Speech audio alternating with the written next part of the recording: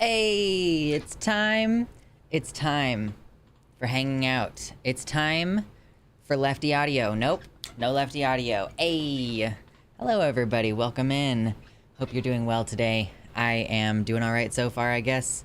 I have my hair in a ponytail instead of a regular thing today. I don't know how I like it, but we'll try it for now and see how it goes. Hello. Well, goodness gracious. Isn't it so lovely to be here in our little hangout spot.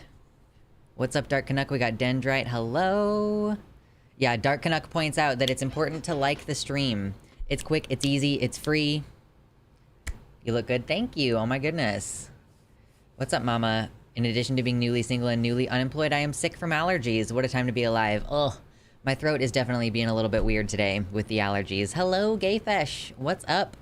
There's stuff going on in France. If you need traduction, I'm from there. Oh, okay, Icarus.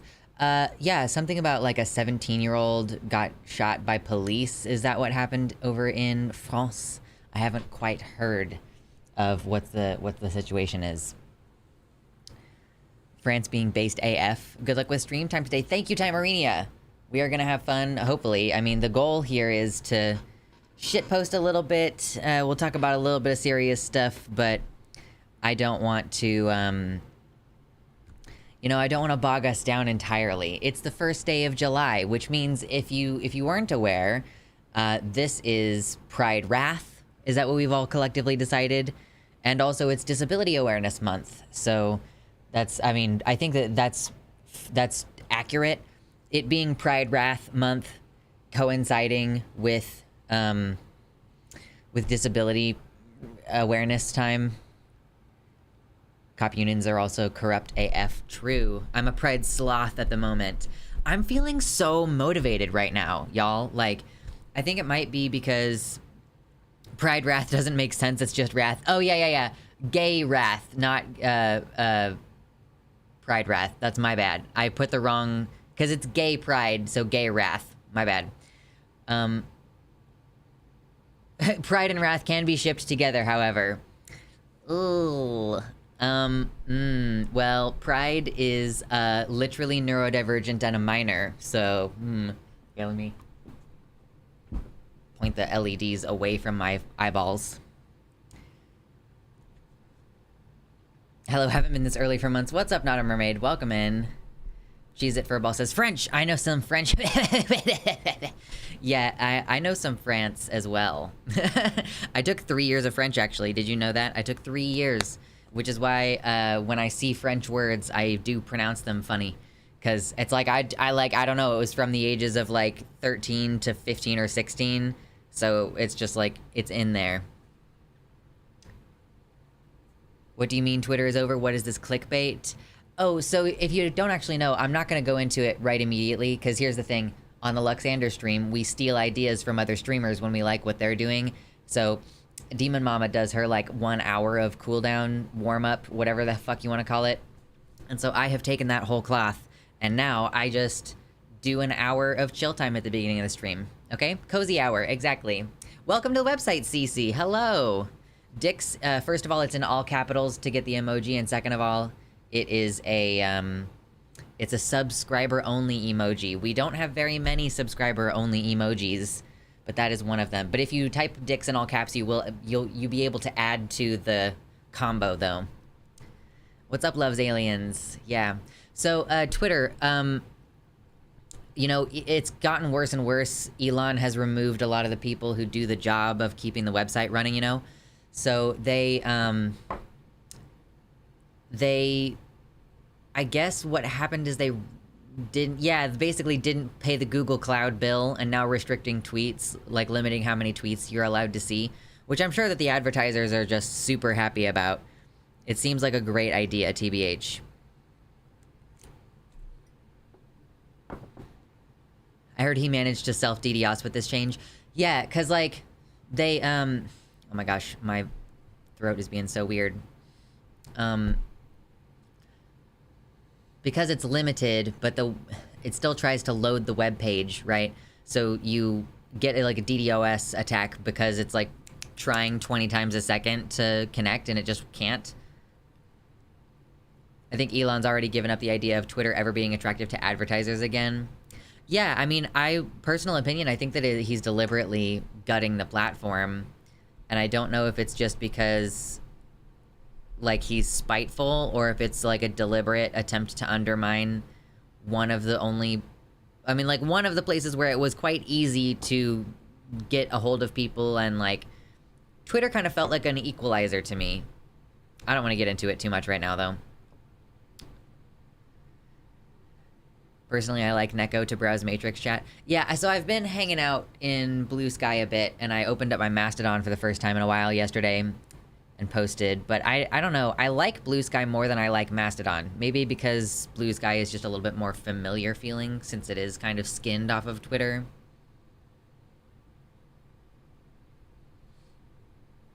Got my second tattoo yesterday for a flash sale. Yo, that's exciting. I am really craving a tattoo. I really want one. Like, I have so many ideas, and now I know not only do I have ideas, I'm starting to get a sense of, like, I actually have places on my body where I want a new tattoo. Previously, it's been more like I have something that I want on my body, and I've chosen where I want to put it, like, kind of based on, like, whether I can see it has been part of the decision. Like, I can see this one, I can see this one. They're visual, they're for me. This one is more like a brand, I guess, which is why it's on my back. I don't need to see it. And then I have this one on my chest, which, like, again, I wanted it to be in a place where I could see it, and it's, like, near the heart, I guess, is why it's up here. So, but now I'm starting to be like, oh, I think it would be cool to have, like, on the lower chest, like, tattoos. Like, you know, when people get tattoos, like, under their underboob? That could be a fun place to have a tattoo. Or, like, wouldn't it be cool if I had arm tattoos up here, so that when I'm showing off my biceps, I have, like, tattoos also? I don't know.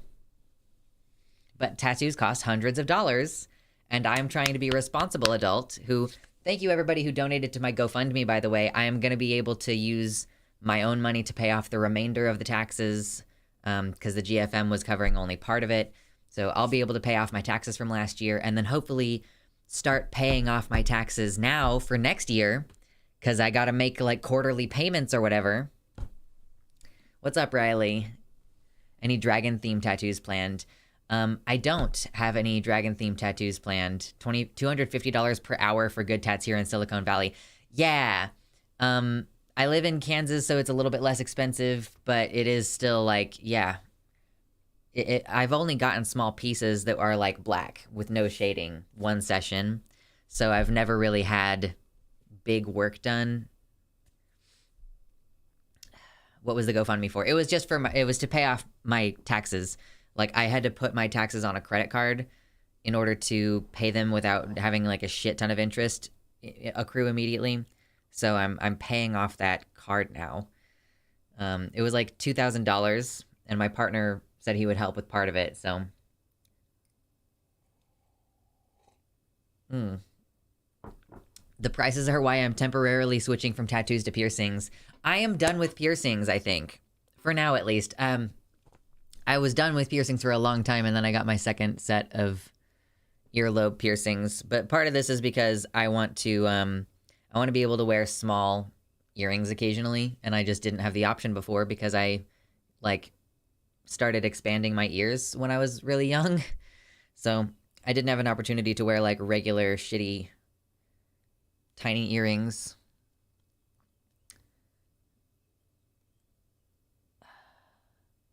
Do you have your nipples pierced? That's a really personal question, first of all. Second of all, no. No, it sounds like it would hurt a lot, and I would hate it. I would very much not be a happy person. I had a medical scare that cost me $600 out of pocket last week. I expect to be billed around $100 more before it's over. God damn. That sucks. Yeah, just random medical shit out of nowhere. That's the thing. You gotta hope. I mean, I can acknowledge that something is a personal question and also acknowledge it.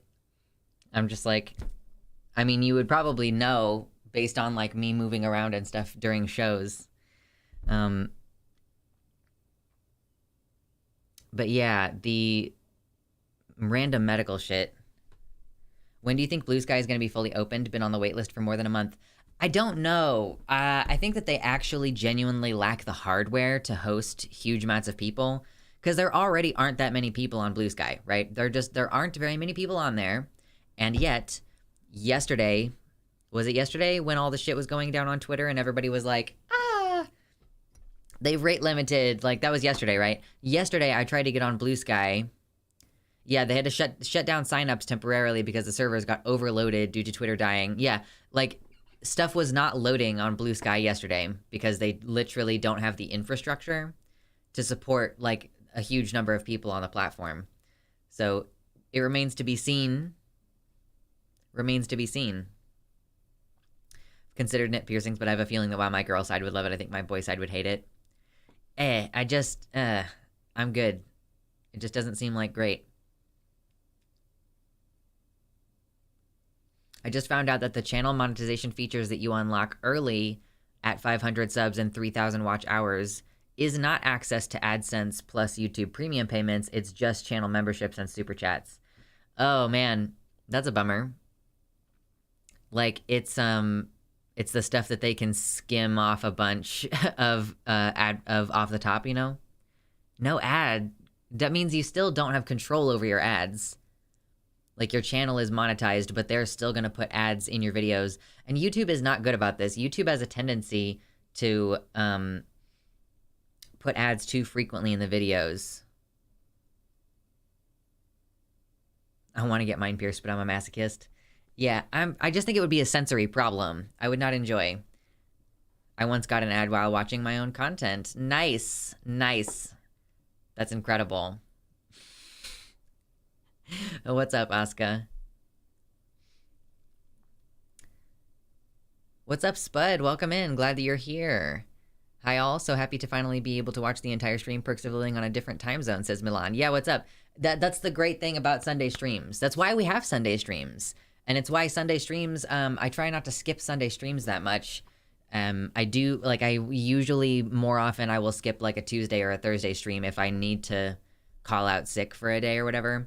But, yeah, I like to do Sunday streams because they're great for our folks over in Europe and other places where you just cannot catch American evening time streams, right? So many streamers focus on their US audience that much. And, you know, it's Sunday, so there are plenty of Americans online right now as well. What's up to the oh my god, listen, okay.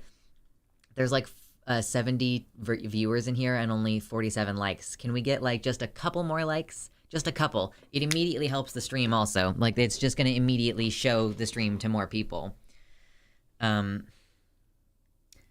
for that. Yeah, listen, we want a global community here.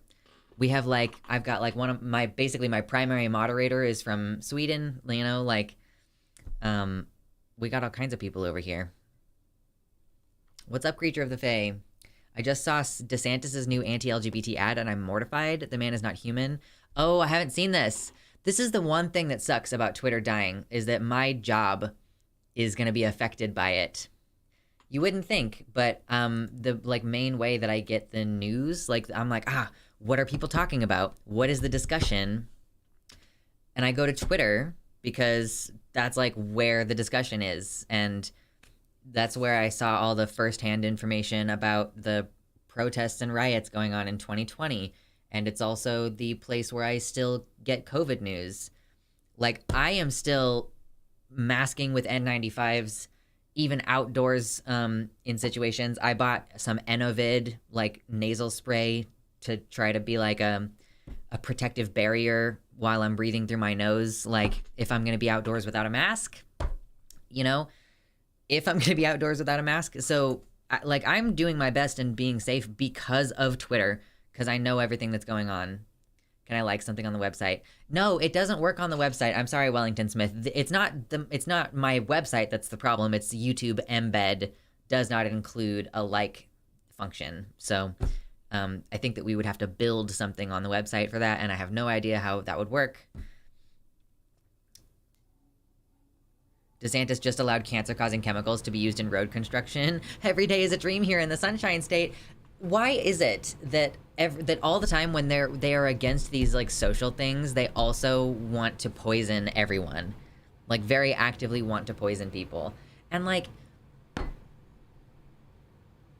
the like likelihood that anything that's on the earth is going to be evaporated into the air is increasing dramatically as the climate continues to change. So, like, is there off-gassing for these products? You know, it's not just that they're on the ground and, like, if you come in contact with them or if you eat them, then you'll get sick. It's, like, that it will evaporate off. Yeah, the fewer voters, the higher of a chance of that they'll win. True. I've been meaning to ask, what is the spray you use? I still mask all the time and have been since 2018. I'd like to feel safe-ish without a mask outside. I bought some stuff called Enovid, and I will spell it for you. It's just a nitric oxide nasal spray, NONS, and this product I bought off of a pharmacy in Israel, and I used a referral code to get it a little bit cheaper. So it's quite expensive, and it also is, I guess it expires like 30 to 60 days after you initially use it, but it's supposed to, like, create a barrier in your nasal cavities so that if you breathe in anything, like any virus, COVID, flu, whatever, it will, like, kill it in that local area, which is, you know, if you breathe in through your mouth, it's not necessarily going to help that. I mean, it's a nasal spray, so if it trickles back into your esophagus, I guess there might be a secondary effect in your esophagus, but the primary purpose is to be a barrier for your nose. And, yeah, so we're waiting on a bigger clinical trial, but there are a couple small clinical trials that show at least a local effect. So even if it doesn't help you clear it systemically, it can be like basically a prophylactic. Like, it's like wearing a condom, or like more like using a spermicide. Yeah, it's more like using a spermicide, where like you put something in your nose and yeah, it can like kill the stuff, but you don't want to use it too much because it does damage the lipid layer of your cells as well. Like that's how it works, is it destroys the lipid layer on the outside of the cell, like the fatty layer that is the like protective layer of the cells or viruses or whatever. So yeah, you don't want to use it like all day every day. I'm full of information, by the way. I know that people are like over it, they're like over COVID or whatever, but I'm still just like gonna patiently tell you that you should continue to protect yourself because brain damage is no joke. Brain damage is not cute. Destroying systemic nasal oppression at the base level. True! I am eating chicken soup. This stuff has magic healing powers. I should definitely get some, I should definitely get some chicken soup. That sounds delicious. I have the means to make chicken soup. Opinions, real quick. If you're making a chicken soup, would you make it with dark meat or white meat chicken? Because, like, I guess I'm imagining that the white meat chicken would, like, shred a little bit better. I'm thinking I have all the ingredients to make this. Maybe I should do chicken soup later today. Halo. I mean, the fact that you said that defensively makes it seem like maybe you have a little bit of a guilty conscience, but...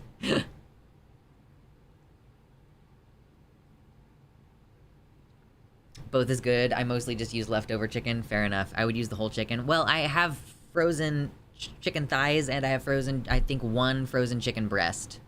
So I'm trying to decide which one I should get out of the freezer, you know? Phosphogypsum, a waste product from manufacturing fertilizer, emits radon, a radioactive gas, according to the EPA.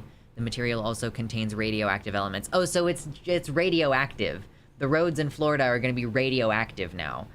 It's not just, like, toxic in a general sense of, like, a poisoning situation. It's radiation. Me and my sister are supposed to make some potato soup tonight with the little potatoes. Ooh. Delicious.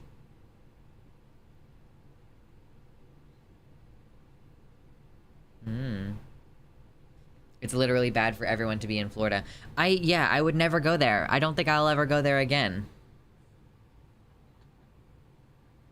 I don't think I'm capable of making less than 1 gallon of soup, so I would use all of the chicken. I don't have a whole chicken! Where are you guys getting whole chickens from? But, I mean, I get the, like, point of doing that. If you put, like, an entire chicken in there, you also get the effect of, like, a bone broth, depending on how long you cook it. So, like, I get it, you know? I have some egg noodles. So, like, egg noodles and, I guess dark meat. I might do dark meat chicken. My dad's side of the family goes to Florida every summer. I hope they stop that tradition. I hope that you don't have to go, at least. Like, don't go. If there's an option for you to go to Florida or stay home, like, stay home. 100%. A whole rotisserie chicken. Yeah, a whole rotisserie chicken is already cooked. Chicken breast 100%, says CC.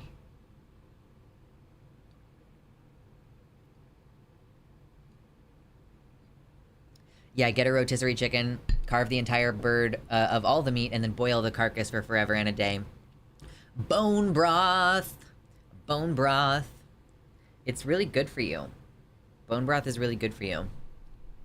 I'm sorry to all the vegans and the vegetarians, okay? I admit that you have the morally superior position. I salute you. I just don't follow the lifestyle, okay? It's a lifestyle choice. I understand that I am doing a suboptimal job.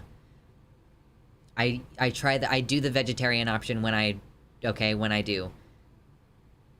TARDIS, yeah, we like the TARDIS. What a cutie pie. This is the disappearing, reappearing TARDIS mug. So, it just is not hot anymore.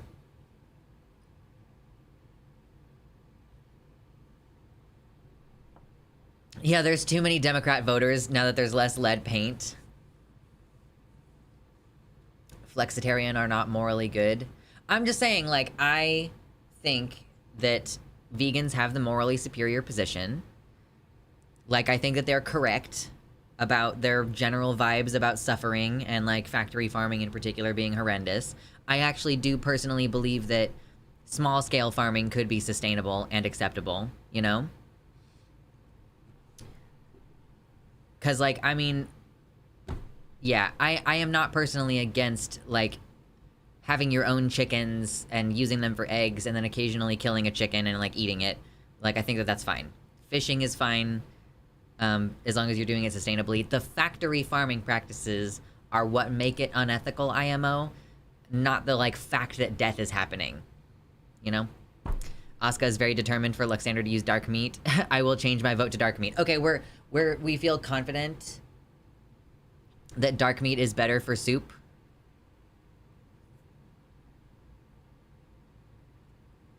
Isn't that pescatarian or something?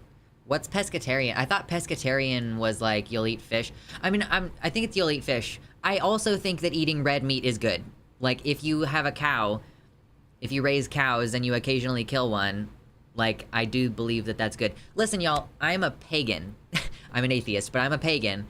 And, you know, Samhain, okay, you ever think about Halloween? And, like, why is Halloween spooky? I'm just passing down knowledge from Intentions Nasty. Well, thank Nasty for me. Yeah, I was thinking that, you know, the moisture content would be better with a dark meat.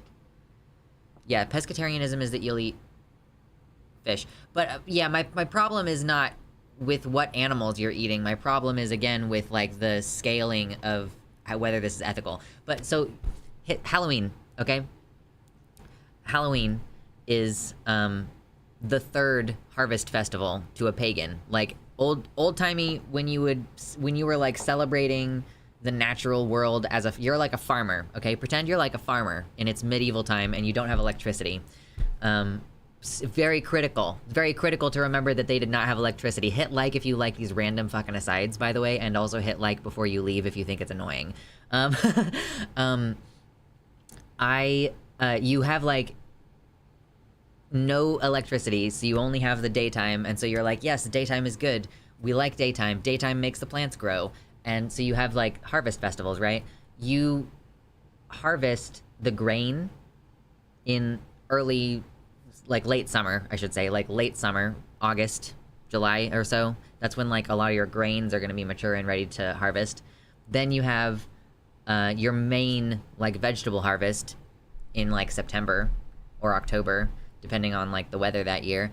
And you get, you know, all your, like, onions, all your fucking...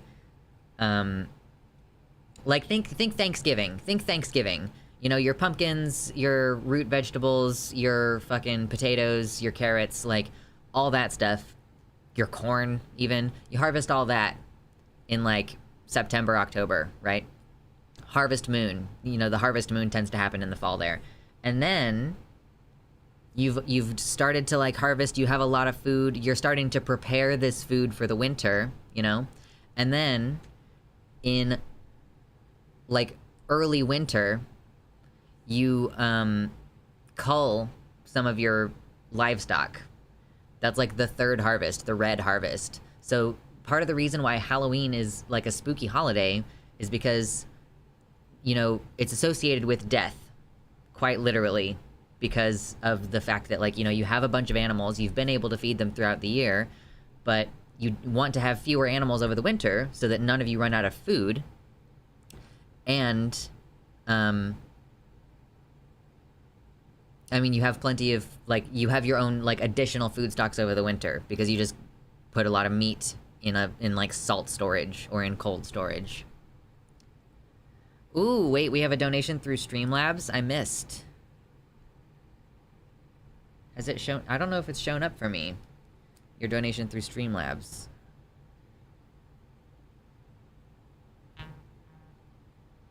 Oh, finally. Yes. But I don't see the comment. Streamlabs is being a booty today. It's being a weirdo today. You can tell me what the topic is, though, and I'll cover it. Should I stop using Streamlabs? It's like just not really well integrated. Directly through the website is the best way to get your comment like noticed and you get your donation noticed. You can also donate directly through PayPal, but like, yeah, Streamlabs is just a little weird. Just because people have done things in the past doesn't mean we can do better now. I mean, like, I guess I morally disagree with you that killing is bad no matter what. You know, like, I actually think that that's irresponsible stewardship. You know, if you're, okay, deer hunting is legal because there are fewer natural predators, and if the deer population gets out of control, then that's bad for the deer. Because then they eat too much of the food and they don't have like resources, right? So like I think that it's part of ethical stewardship of the planet to do like population control, and culling animals when you're about to enter wintertime is like preventing starvation, and also everything on this planet like consumes something else to live.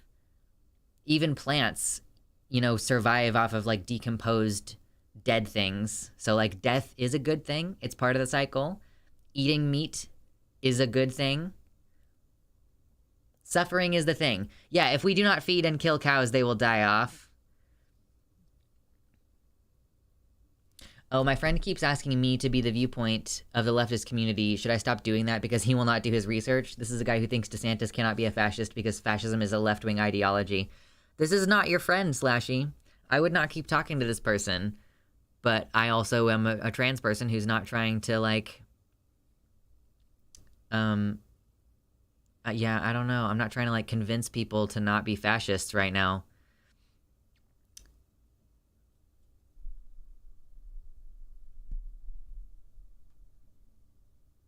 Wait, I didn't even realize the title is Twitter Really Over? Are we talking about that yet? We talked about it a little bit earlier, but we'll get into it in a little while. Fascism is definitely far right. I mean, yeah, I just don't know what you can do. If someone is looking at what the Democrats try to do for society, and then someone looks at what the Republicans are trying to do for society, and they conclude that, like, the Republicans are farther away from fascism than the Democrats are, I think that that person is, like, might have some insurmountable mental deficiencies. Like, I don't know what to do. Saying that humans shouldn't eat meat at all feels on par to forcing vegetarian diets on cats and dogs. We are naturally omnivores. Naturally, we eat meat as well. And as long as it's ethically sourced and sustainable, I don't see a huge issue with it. That's kind of what I mean, Avi. Right? Like, that's kind of what my position is on this, is like, we acknowledge that for cats and dogs, it's unhealthy to force them to be vegetarian, right? For human beings, you know, we do have, like, a better ability to piece together protein chains from different sources, but a lot of those alternate protein sources are like not healthy for a lot of people because they can cause like gastrointestinal distress and like even like bleeding and stuff and like vomiting, and like food allergies are a thing, and it's like painful, right? Mom always said, mind your own plate. Yeah, and if killing is unethical, are we gonna follow that up and stop animals from doing it? Or do we acknowledge that this is like a natural part of the world?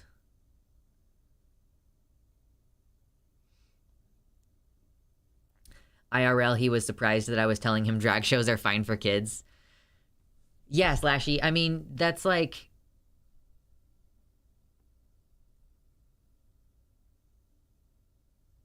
Oh, I'm getting distracted. Oh my, I didn't take the Ritalin today. I was thinking, you know what? I don't need Ritalin. I was thinking, you know what? I'll be able to keep my brain on, and I won't need Ritalin. But there's just like so much reading right now. Most drag shows are fine for kids. Yes, but like the idea that there are drag shows that are good for kids and there are drag shows that aren't good for kids. You know, like there are comedy shows that are good for kids and comedy shows that aren't good for kids, and it's okay.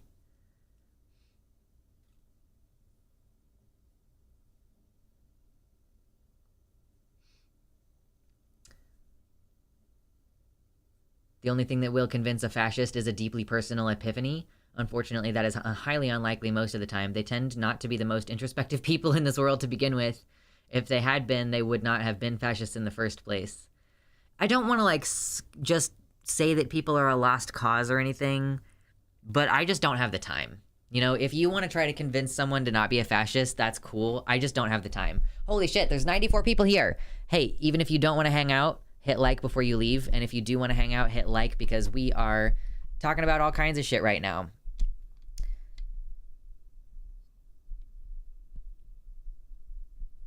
Yeah, mycoproteins are wonderful, but also come with a high incidence of allergies. Same with vegan cheeses. Lots are made with nuts and nutritional yeast, both allergens in much of the world. Yeah, thank you. You need a Frank from It's Always Sunny, I get it moment.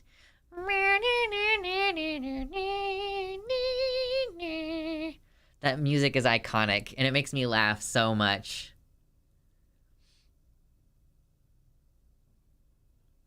Many artists rely on exposure for commissions. Yeah, like, I mean, like, definitely the Twitter downfall is gonna cause issues for people. It's definitely gonna be, like, sex workers use Twitter to get the word out about their work.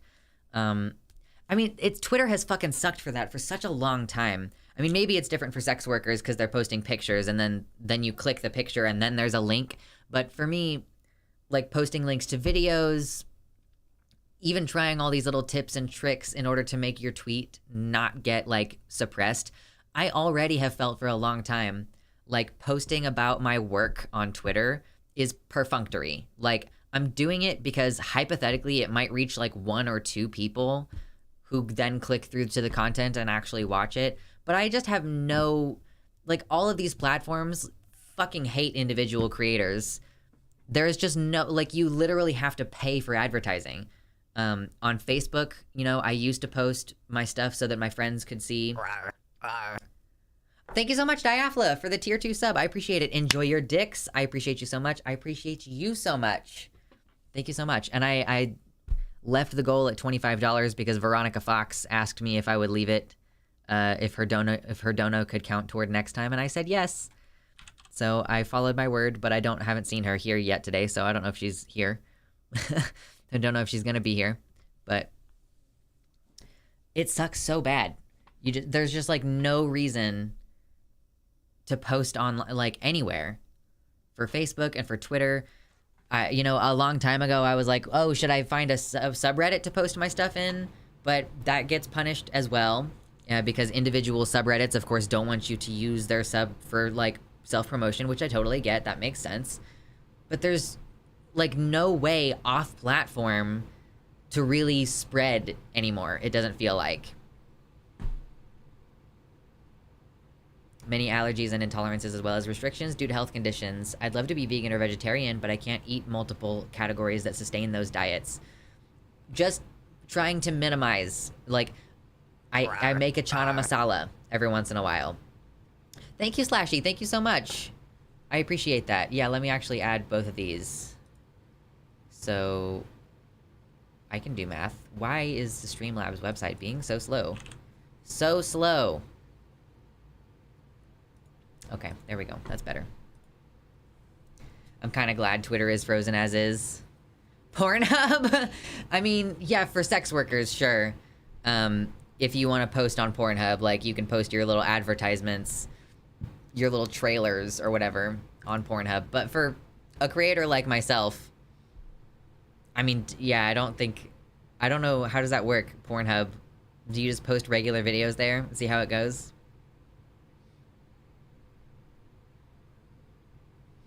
I have to watch my vegan food because of my tree nut allergy. Ooh, yeah. You don't want to mess with nut allergies.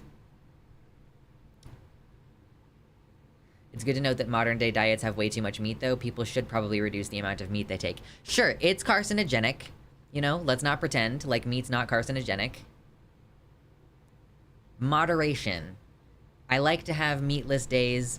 I like make the chana masala instead of the chicken masala. How many chats are there?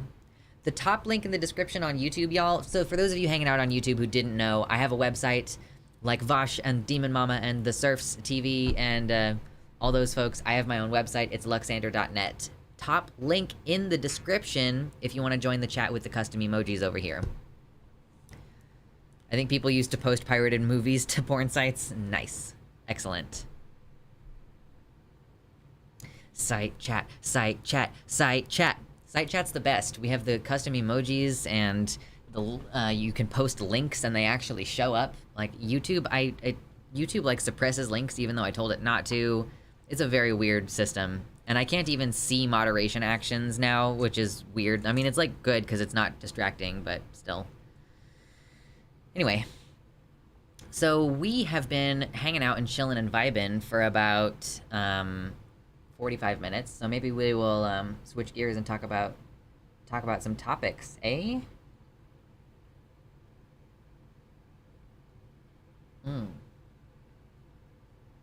Honestly, I kind of miss the old Wild West internet, like forums, etc. I'm on BlueSky and I'm on Mastodon. I guess I'm gonna have to add those links to the doobly-doo at some point, but all are welcome on YouTube. Website doesn't load for me. I think my iPad is too old. That might be the case, and also the website is not well... it's not well honed for being on a mobile platform. The mobile website is just, like, funky.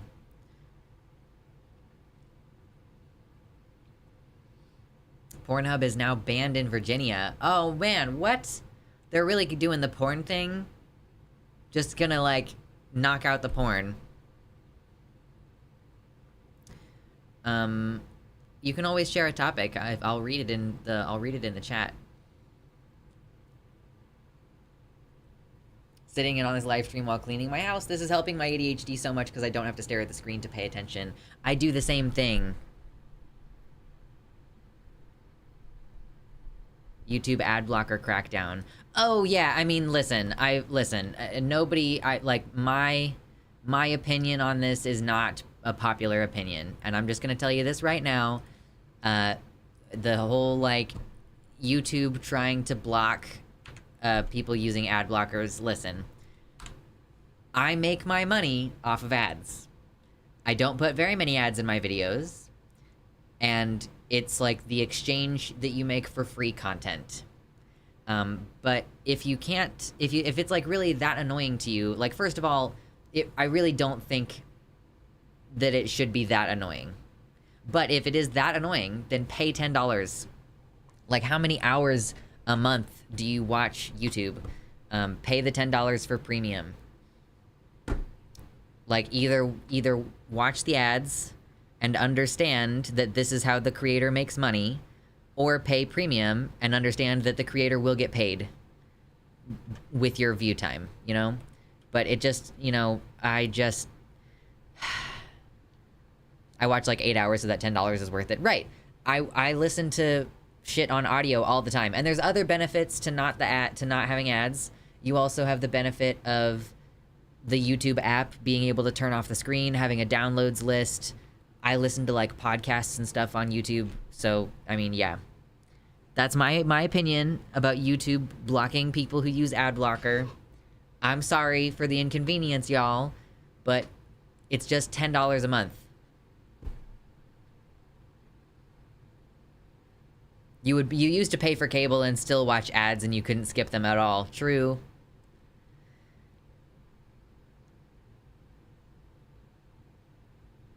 I'd rather just sub and whitelist you and other creators I like specifically. I don't want to give YouTube any money I don't have to. Yeah, I mean, that's always fine too. Like if you subscribe or you donate, like if you do Patreon, obviously, I get it. That's a fair exchange, I think. YouTube Premium can eat my ass.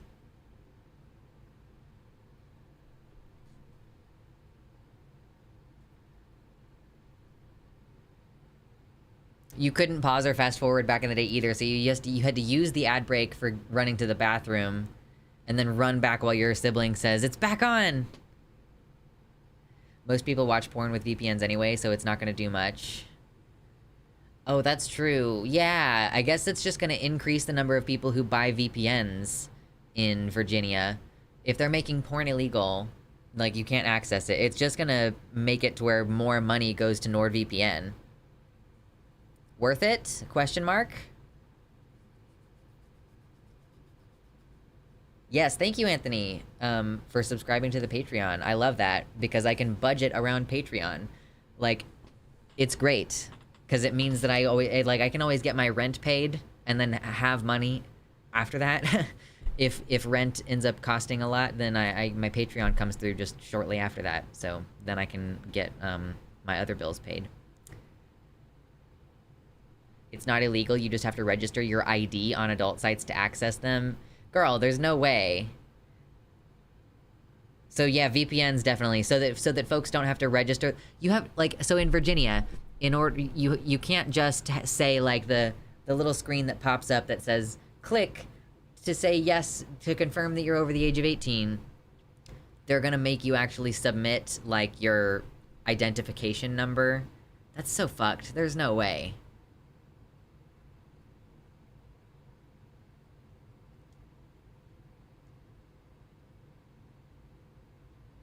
VPN is only one piece of the privacy battle, of course. Pornhub refuses to accept people's IDs, so it's blocked because they won't follow that law. Like, with the internet and everything, it's so difficult to enforce this kind of thing. I just don't know what they're doing. What are they doing? Hey, can we get to 100 likes today? That would be amazing. I would love that. Just let people look at porn. Holy shit.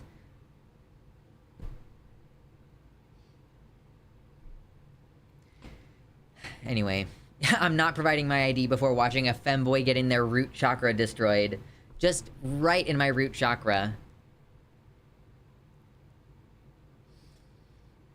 Goodness gracious. Well, let's get into some stuff today. What do we have to talk about? We have some things. Oh my gosh. I'm starting a new skincare routine because I'm breaking out a lot right now. And I keep getting, like, tiny little pimples, like, around my mouth area. It's fucking annoying. Okay, so what do we have today? I have some stuff on my list of things that I would like to discuss. Man, it sucks losing a platform where you have 4,000 followers. Like, I know that's not a lot in the grand scheme, but it's like 4,000 followers. But again, my stuff has been suppressed for such a long time anyway.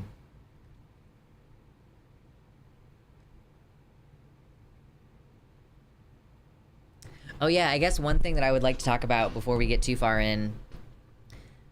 I live in Kansas, and, you know, we've been talking about it a little bit periodically since the law was introduced a while back, but they passed one of the most restrictive anti-trans bathroom laws in the country in Kansas, and it was written in such a way, there was like a paragraph at the end that said, and for the purposes of collecting information about public health and safety, all individuals must be identified by the sex they were assigned at birth.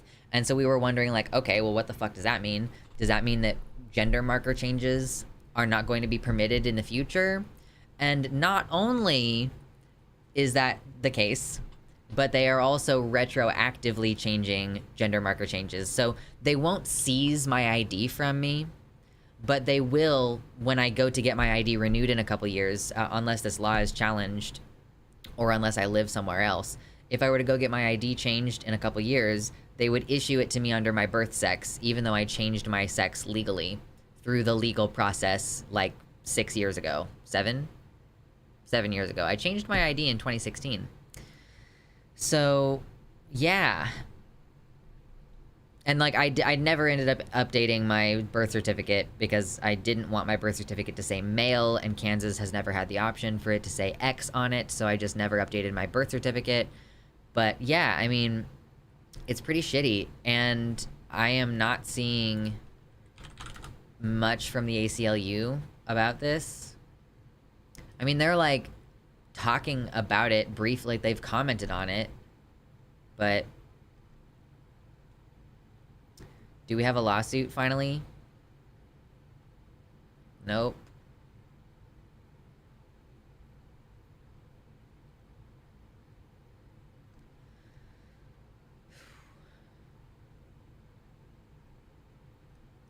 So there's no lawsuit as far as I can tell, but looking at ACLU of Kansas Twitter, they've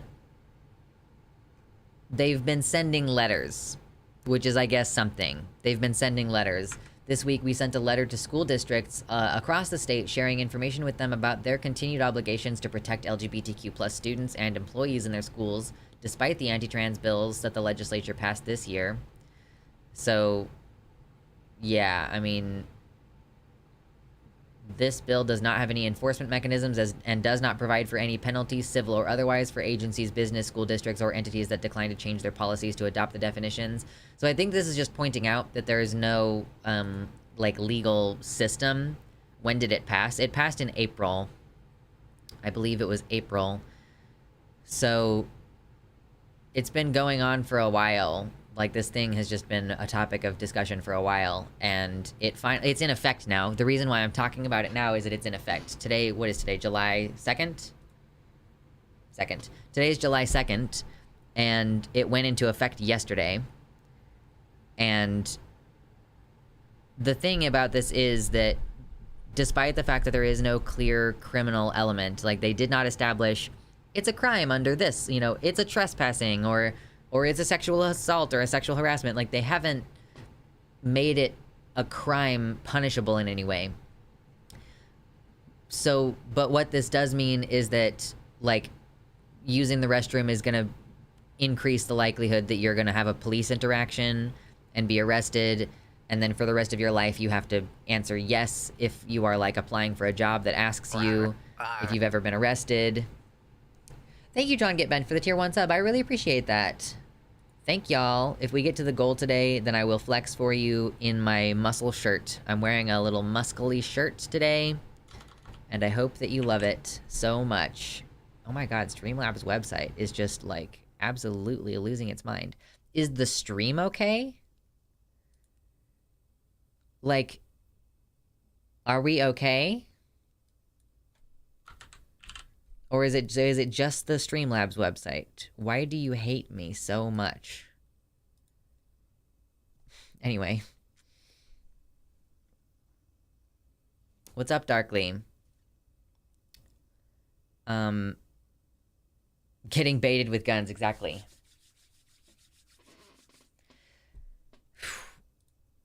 So it's increasing the likelihood that you're gonna get harassed, is the thing. You know, legally speaking, I am allowed to use the female restroom, legally speaking. But realistically, if I go into a female restroom, like, that's where that's where the increased scrutiny is going to be. People don't watch the men's room in the same way that they watch the women's room. So I could, like, try really hard to pass as feminine and then go into the women's room, and that would probably be safe.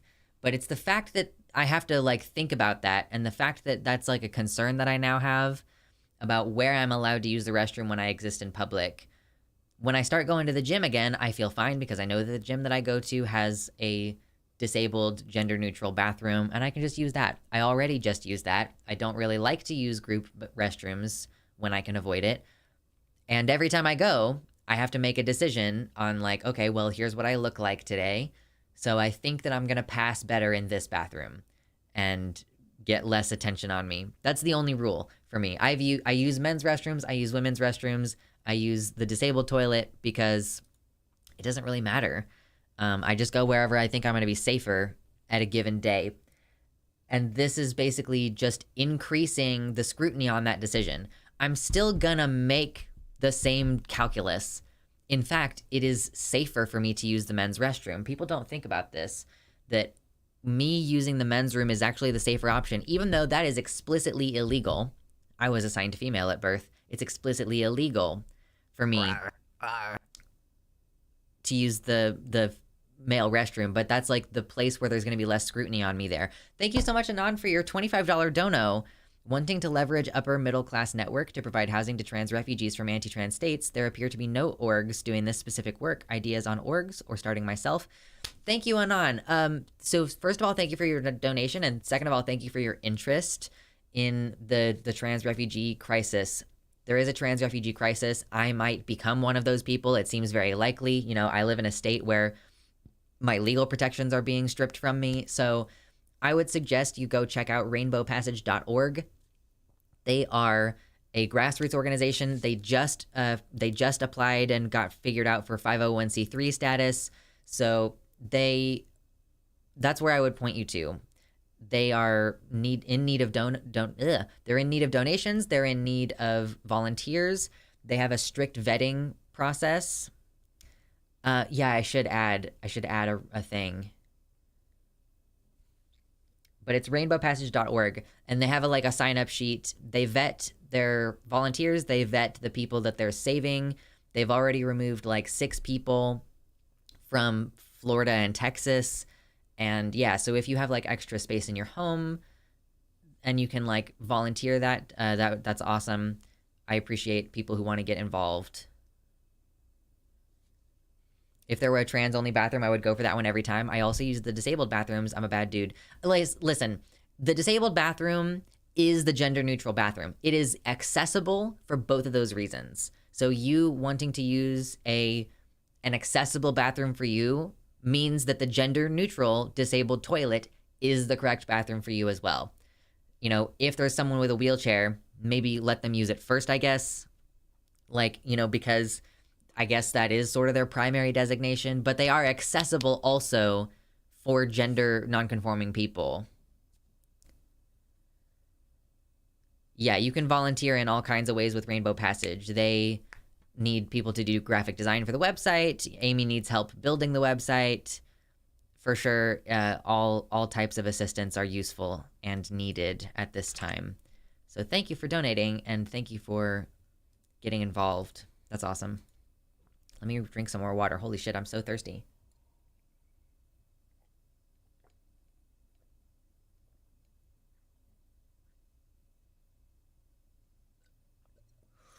I'm gonna need some more of that soon. So, what the hell is anyone doing about this, right? What is anyone doing about these things, these laws passing? I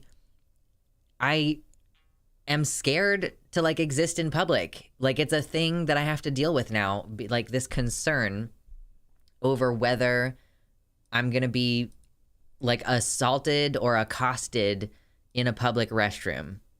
So what are they doing? Well, they're sending letters telling the schools around the state that they need to continue protecting trans students, and saying nothing in the language of this bill requires school districts to adopt policies that would exclude or harm trans students or employees. It does not require districts to adopt policies that force trans students to use the bathroom that aligns with their gender from birth.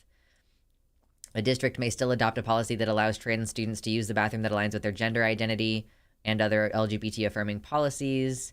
So they're sending letters, right? Because of the fact that there's no enforcement mechanism behind the bill, it's likely that that's the only real legal trouble with that is the fact that you're now increasing the likelihood of being policed on other things. If you're getting stopped in the bathroom because you're gender nonconforming, then are you you're now going to be searched? And I don't know if you have your weed vape on you. Kansas, there's I know people go to Missouri sometimes, and weed is legal there, so you can get something there, and then suddenly now you've been patted down and someone found your weed vape or whatever. It could be anything. If you remember back in New York City, where if you were patted down by a cop and you had condoms on you, they would arrest you under suspicion of sex work. So, jeez fucking Christ. But the IDs changing retroactively is the thing that's gonna be the thing that fucking really sucks. Because then it's one thing that my ID says male. I'm already a little bit weird about the fact that my ID says male. I changed it back when I was trying really hard to pass as male, and I didn't ever plan on going off testosterone, and I assumed that I was gonna get top surgery someday, and it was just safer that way. Now, it's not really safer either way for me. I just don't it doesn't matter what it says on my ID, I'm not safe, right? But the thing is that if it says male on my ID, then that incentivizes me to try to pass as male, because if I have any interactions with a cop, I don't want to have that scrutiny on me, that additional level of potential harassment. And so if my ID gets reverted back to saying female, then that is going to incentivize me to be in the closet as female and pretend to not be trans in that way, and like practice pitching up my voice and trying to sound feminine, and like I'm not really good at it, but like, yeah, I'm scared to exist in public in general. Right, Darkly, exactly. I just am increasingly like, I just don't know what to do. So I'm feeling pretty defeated about it. Like, yeah, this law is passed now. In other places where these laws are going into effect, they're being put on an injunction. I guess I don't know if many bathroom laws have been yet. We've been seeing some challenges to these laws, but I think most of the challenges are healthcare ones. Like prioritizing the healthcare bans, and I am not really seeing any progress on any of these bathroom bans, because as far as I know, the one in Florida also just went into effect this weekend. And the one in Florida does have a criminalizing element. It does actually say, this is a crime under trespassing.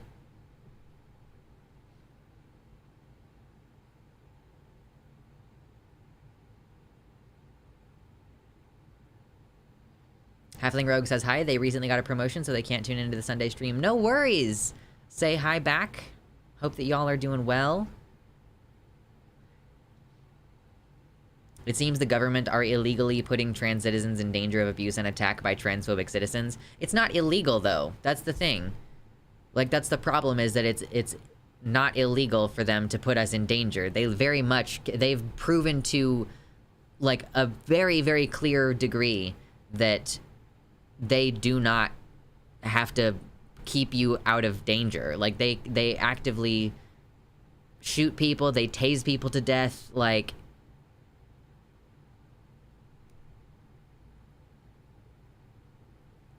I stand out. I'm very tall, 6'6", and 300 pounds. I'm scared for once in my life. What happens if I need to use the restroom? I'm clearly trans. Stay out of the public eye, I guess, is the answer, you know? It's depressing. And it's like, hey, hit like on the stream. You know, like, I like the like cognitive dissonance sort of that exists where I am trying to grapple with the fascism, but also like do my job and be entertaining and be informative and everything. And it's rough.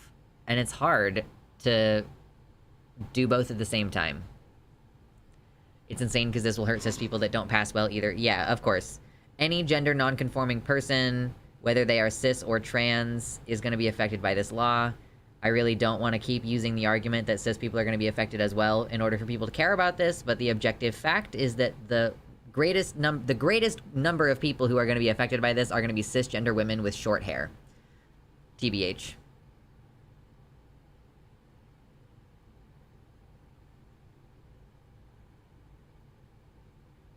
That's exactly the point of all this. It's about removing us from public life using their base and the cops SS enforcers. Right. That's like how fascism works. Is the legal mechanism says, well, we can't explicitly put these people in camps for no reason. Like the legal apparatus won't let that occur yet. So instead we're gonna drum up fear and hatred and then let the radicals in society do it for us, and then we will just refrain from punishing them, a la Kyle Rittenhouse.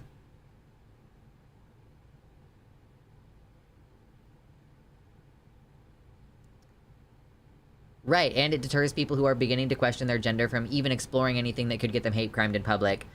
So yeah, you know, there are gonna be cisgender women who decide to grow out their hair and like conform to feminine gender roles because of this. Not to mention anyone who's actually trans or like is otherwise gender non-conforming.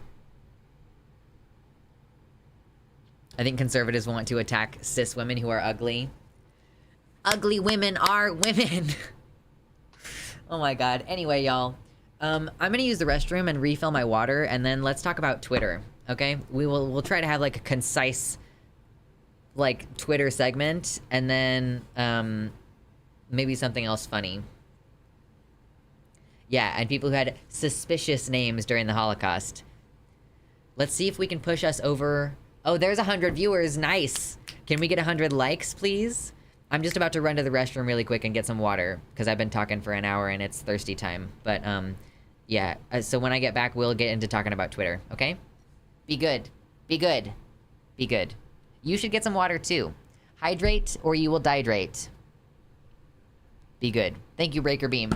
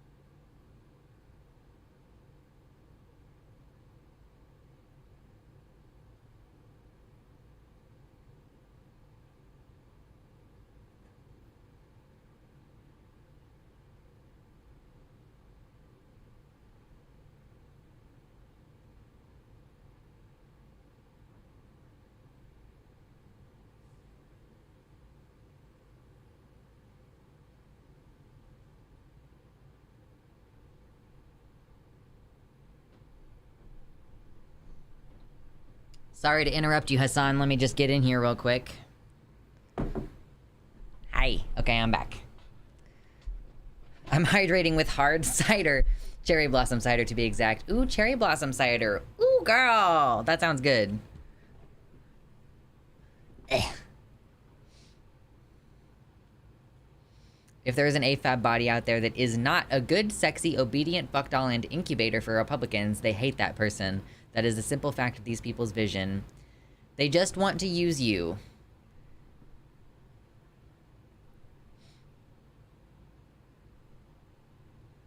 Anyway, let's move on from the bathroom thing, because that's fucking depressing as shit.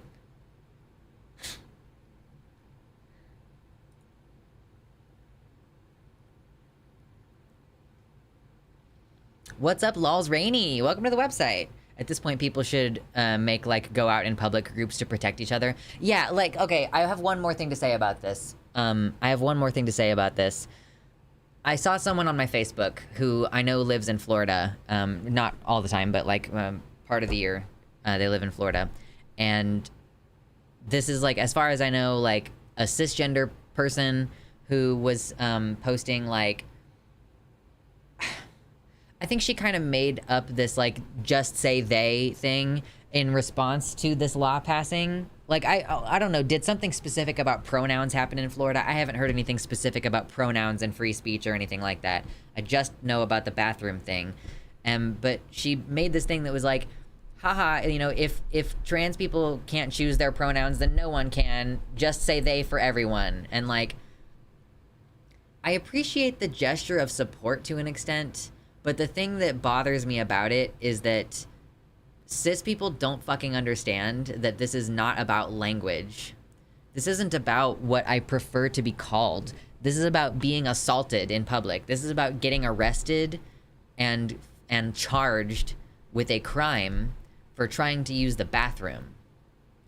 Don't Say Gay bill is somewhat pronoun related. It prevents trans kids from using their pronouns in schools. But the Don't Say Gay bill passed months ago, and even the more updated Don't Say Gay bill, which was like even more restrictive, passed like last month or earlier this month maybe. So it's clearly a reaction to this specific bathroom thing. Like, that's the trans news that is popular right this second, and that's what would have broken through the bubble into a cisgender person's world, right? And it's like, yeah, I do appreciate that you care about calling people by the correct pronouns, but what I would rather have seen you go, like, instead of just say they, be like, yes, I have decided that I am starting a group that is going to accompany trans people into the bathroom, and they're gonna be armed. Like, that's what that means. Calling someone they is still literally misgendering. That's whatever floats your boat. I'm sorry, that's the joke. That's the fucking thing. She's saying, like, so if she's saying, like, I'm gonna call everybody they, like, that's the, like, if you're a cisgender person and you don't want to call someone by their correct pronouns, then she's like, we're just gonna force them on cisgender people so that because they're being denied the choice of their own pronouns now.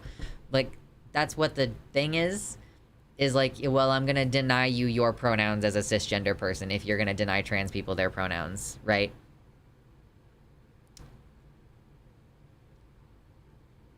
I think we should go full Black Panther. Imagine a bunch of us queers protecting each other with force, like actual force. What the fuck would they do?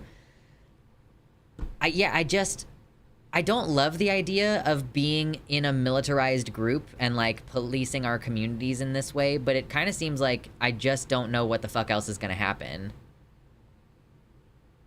The fascists are gonna make laws against allies if they are actually armed. Yeah, I mean, that's the thing that's gonna naturally occur, is, like, we are gonna start arming ourselves and making militias and getting guns, and then they're gonna try to find a way to restrict our Second Amendment rights. And they're gonna succeed because, once again, they don't care about the laws. They don't care about the Constitution. They only care about the Constitution insofar as it can help them accomplish their goals. You caring about the Constitution is like an exploit that they're using to pull one over on you. They don't care about free speech. They don't care about the Second Amendment. They care about them having the right to unilaterally do and say whatever they want without punishment, and they will restrict your rights. What are some leftist gun groups to look into? I know, like, there's the John Brown Gun Club. I don't really know how you find local chapters. I think something that I've been considering for a while, and I have just not been sure about because I'm really hesitant to organize locally because I don't want to get doxxed. You know, I don't want someone to, like, be at one of these, like, I don't want to start, like, joining the DSA and then go to a picnic with the DSA and find out that, like, someone there has, like, ill intentions, and then, like, and then, like, I get followed home or some shit like that. Like, I'm just really paranoid about, trying to get involved in person. And also, gun groups are very wary of new people for obvious reasons. True, yeah. John Brown Gun Club in my area is literally unreachable. It's the reason I haven't celebrated Pride in years. Because they can't show up and, like, defend Pride. I'm relating to Tabby from ContraPoints more and more every day. Tabby really was ahead of her time. I mean, Natalie said that she would unironically transition into Tabby if things really got that bad. And I don't know if she has. I haven't seen her. I think if I went to Seattle, I would probably be more comfortable organizing locally and joining some kind of, like, yeah, like, actual organization. But with it being Kansas and everything, and the fact that I don't necessarily plan on staying here, like, I don't know. If for some reason I decide to stay here, which I really don't think that I will, then I would start going, okay, well, I need to, you know, I need to, like, join some local groups. Just because you are paranoid doesn't mean someone isn't out to get you. Yeah, it's not always paranoia if they are actually out to get you. I feel like she's going full transmed.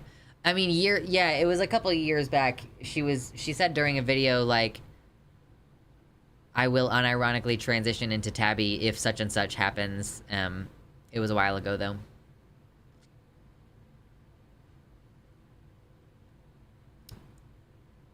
If you work in gun and militia subcultures, you will run into fascists. However, there are leftist elements too. Also, some of the fascists are corrupt and Machiavellian and will happily sell guns to those who would shoot their fascist buddies. They are only loyal to the almighty dollar. Selling weaponry to both sides. Oh, we love that. Fash are so consistent.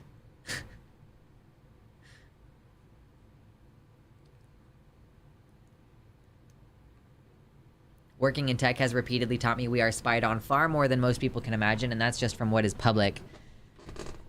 Yeah, it's not gonna be good.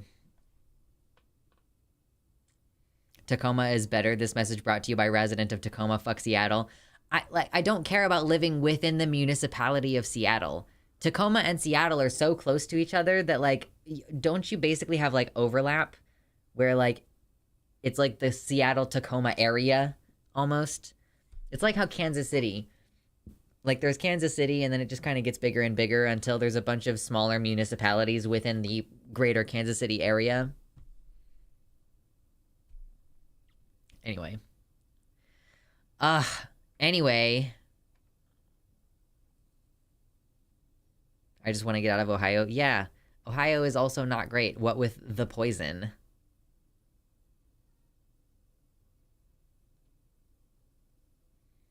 There's a bunch of suburbs between Seattle and Tacoma. I wonder what the housing costs are like up there. Like, I wonder how much it would cost to buy a house, like a not great house in the suburbs somewhere. Yeah, expensive, right? I want to get out of Texas, but I'm stuck in my lease for another year. Can you sublet? Subletting is an option. Median house in Seattle is like $825K. Woo! Damn! Woo! Oh my gosh. That's crazy. I mean, I haven't really been keeping tabs on what the housing costs are like in my local area either, because I've been, I mean, I rent, and I haven't been considering buying a house here. But I feel like, you know, I think you could probably still find a house for like less than 200K.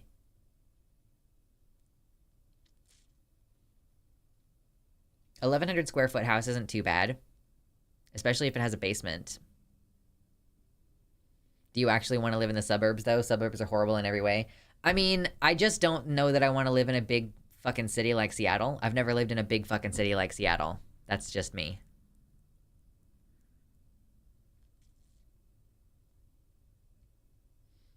With Halfling Rogue and I, we can afford a 2-bedroom apartment within walking distance of where we live.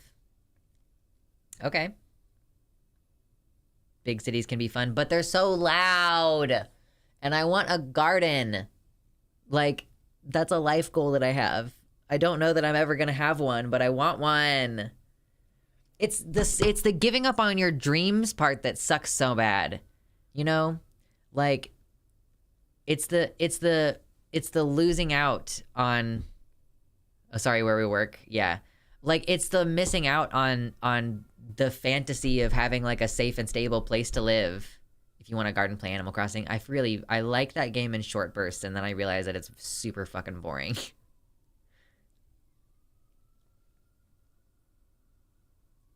There are smaller cities around Seattle. There's also Oregon. Salem and Portland are nice. Yeah, like a smaller city near Seattle, perhaps. I'm 30 minutes out of Seattle and pay $1,500 a month on a 900 square foot apartment. Oh, that's, oh. I mean, is it a 2-bedroom? 900 square feet. Oof.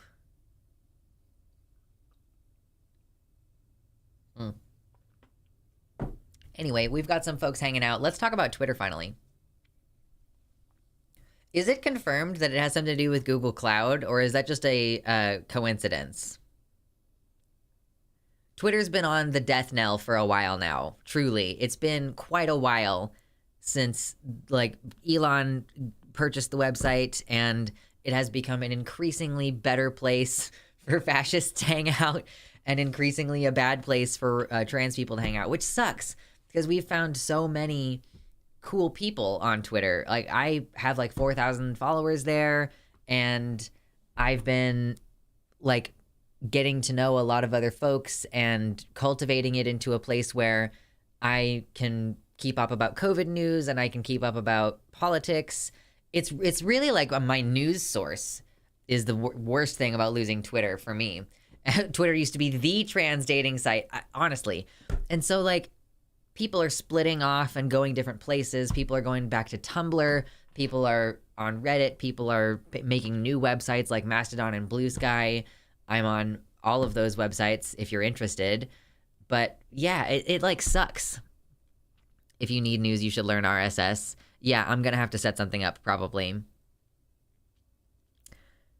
And it's just gotten worse and worse. They recently declared that the word cisgender or cis is a slur. And yeah, like, oh no, it's terrible.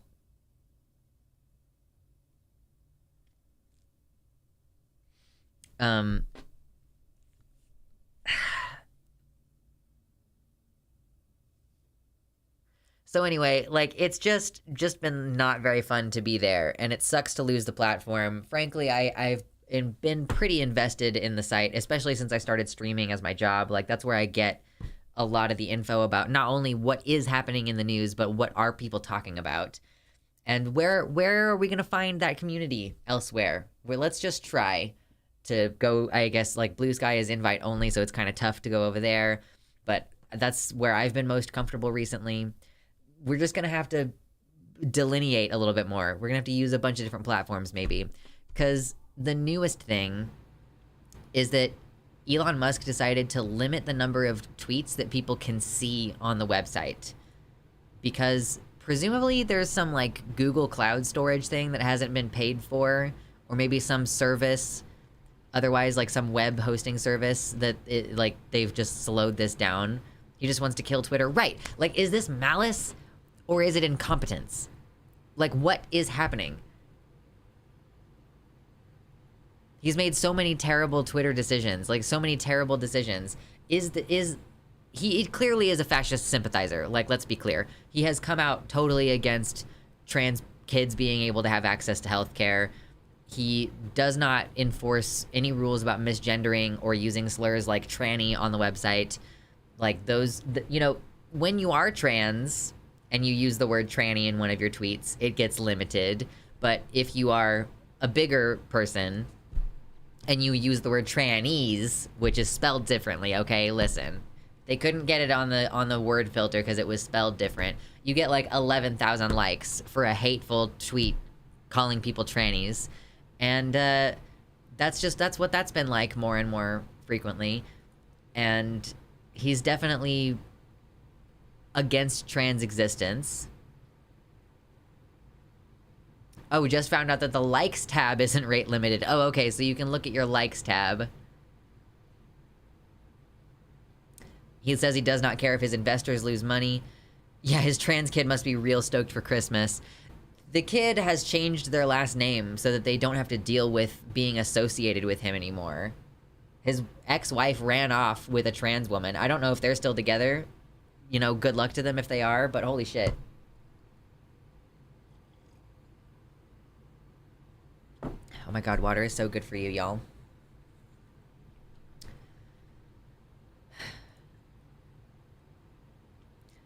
So, of course, the advertisers are probably not super happy with the fact that he's literally limiting the number of tweets that you can see in a given day. Even for verified users, you know, even for Twitter Blue users. Twitter Blue users, at some point yesterday... Where's the screenshot? I don't know that I have a screenshot active about this right now. He was saying that, like, Twitter Blue users were limited to 6,000 tweets that they could view. You were only allowed to view 6,000 tweets in a day. Or if you are not verified, it would be 600 tweets in a day. Or if you had a brand new and unverified account, it was only 300 tweets a day. Which I think he increased all those slightly, or something, but because people were bitching. And then he also claimed that it was for the good of the many. Let's look at this. Hold on real quick. Let me just pull up his Twitter account.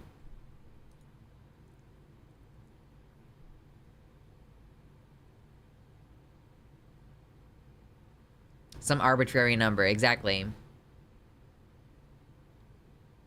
I know you think this is stupid, but 4chan is actually a better social media platform, even for news. What ones do you follow? Right, it's hilarious. He's still rate limiting the Twitter Blue accounts. You pay for this service, and he's making it worse. Or, like, he's limiting your free access to the service, like... He proposed making DMing illegal unless you have Twitter Blue. Like, you can't DM on this website unless you have Twitter Blue. Yeah, he's supposedly addressing extreme levels of data scraping and system manipulation.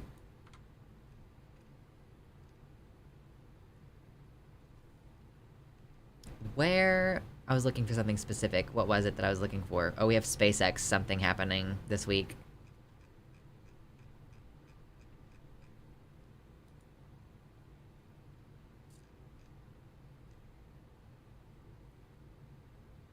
Comedy is legal on this platform, but you can't say cis.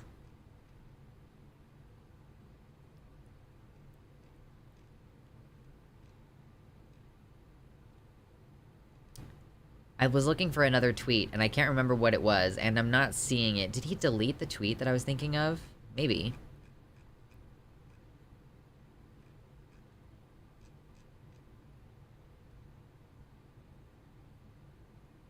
Can I use the word sissies, or is that also censored?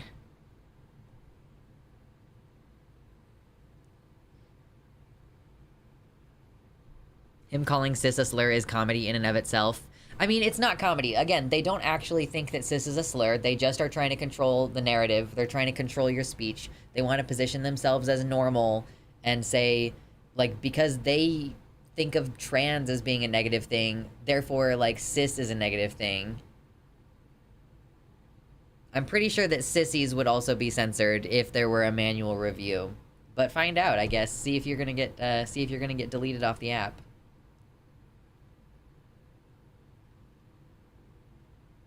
Playing the victim, look what you made me do. For sure, for sure. Is cis-alpine a slur? As opposed to trans-alpine?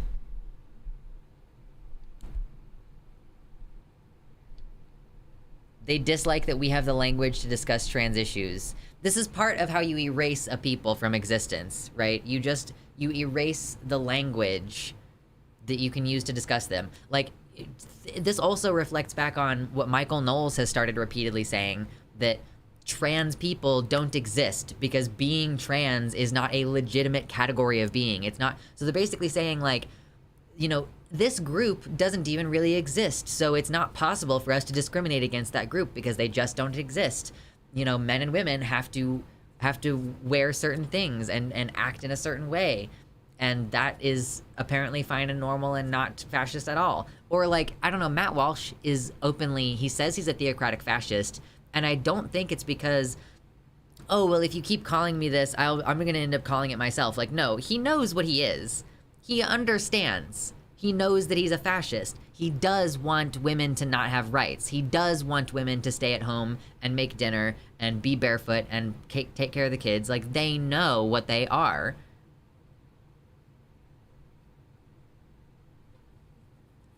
Oh my gosh. Was that Matt Walsh that said great replacement theory is real? He's like, I have to keep breeding. That's why breeders is an insult, y'all.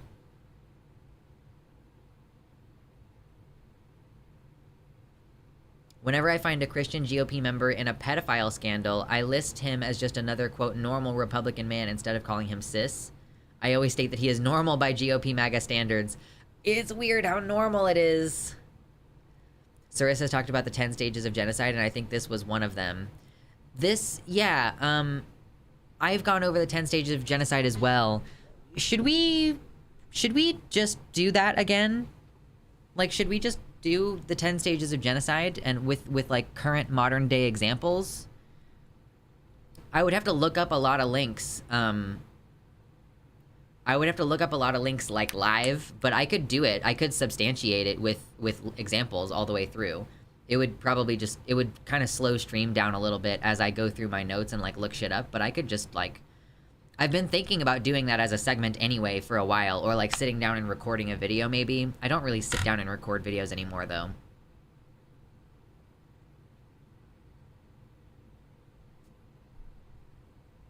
Matt Walsh literally wants his wife to not be allowed to divorce him. Clearly, he does not give a rat's behind about rights or free speech or freedom of choice or whatever. They're against no-fault divorce. Oh, what's this, Spirit? What's this? Fear of Trans Bodies by Lily Alexandra. Yeah, I've seen Lily Alexandra before. I am apparently not subscribed. When did you last do it? Like a year ago? It's, close to a year ago now. Not quite. What are, oh god, there's multiple links. Okay, this is a lot of links. That's a lot of videos. Matt Walsh literally just treats his wife as a breeding mare. She has had 6 children and 5 miscarriages in 10 years of marriage. Right, yes. We're definitely up to 4, arguably up to 8. I would say we are up to 8, for sure. I will, yeah, let's do this. Let's just do it. 10 stages of genocide. We can go through and substantiate all of them. We will revisit.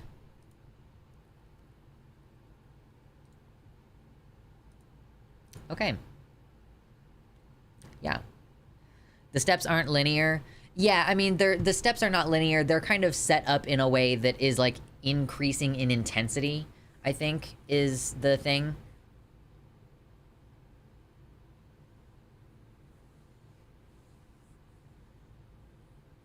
Probably worth doing it again. This year has been absolute shit. Yeah, let me just drink some water, and then we'll just do this for 20 minutes or half an hour or however long it's gonna take.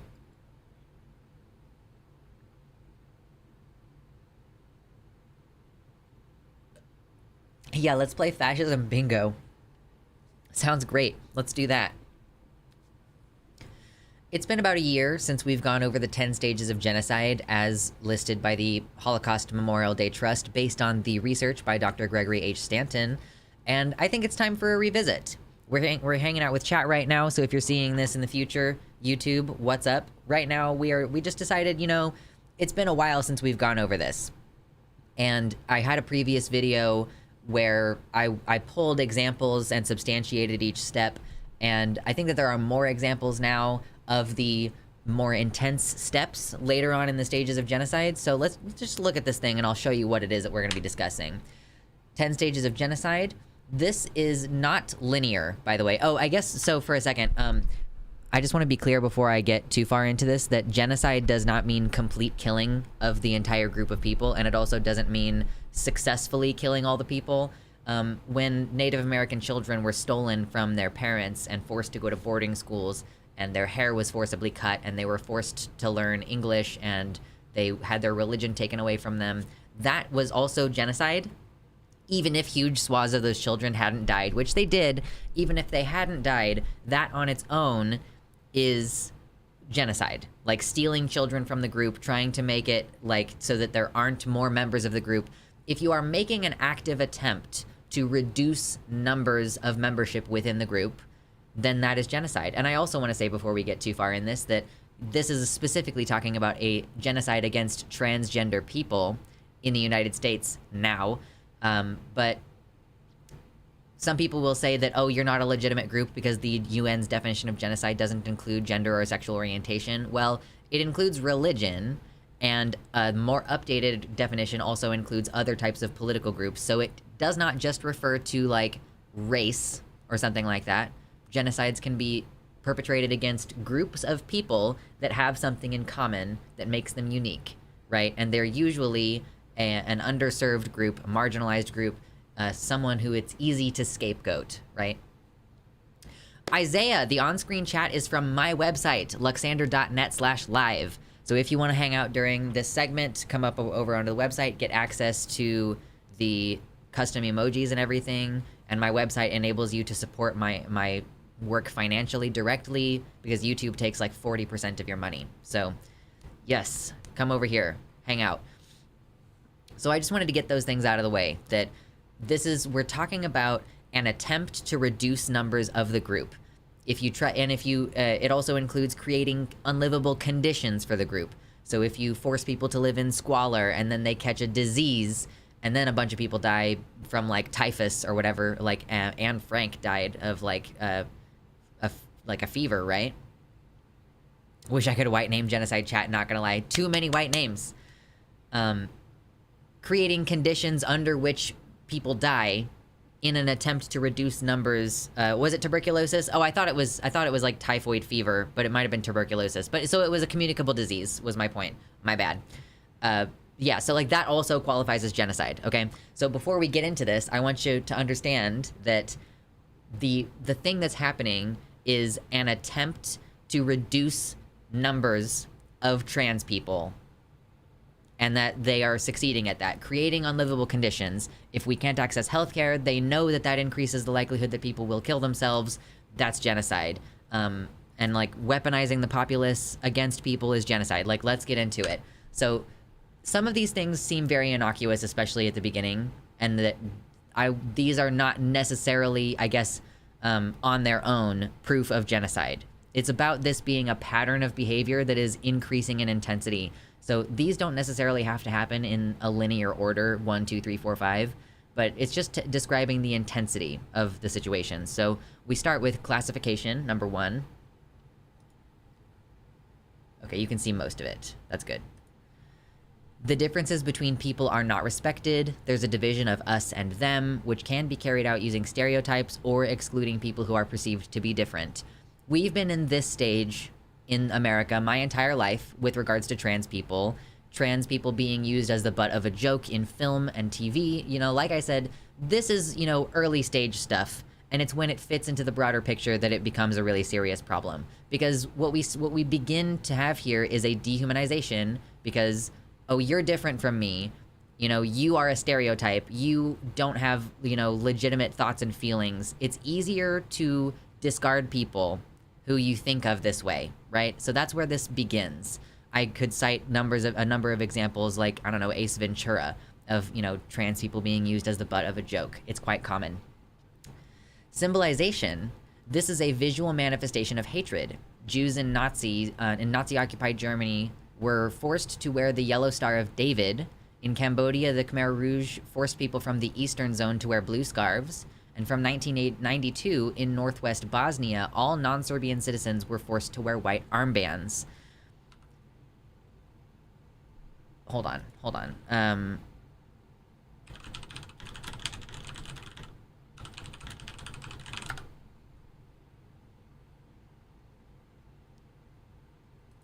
I'm gonna have to, it's gonna be hard to find a link here.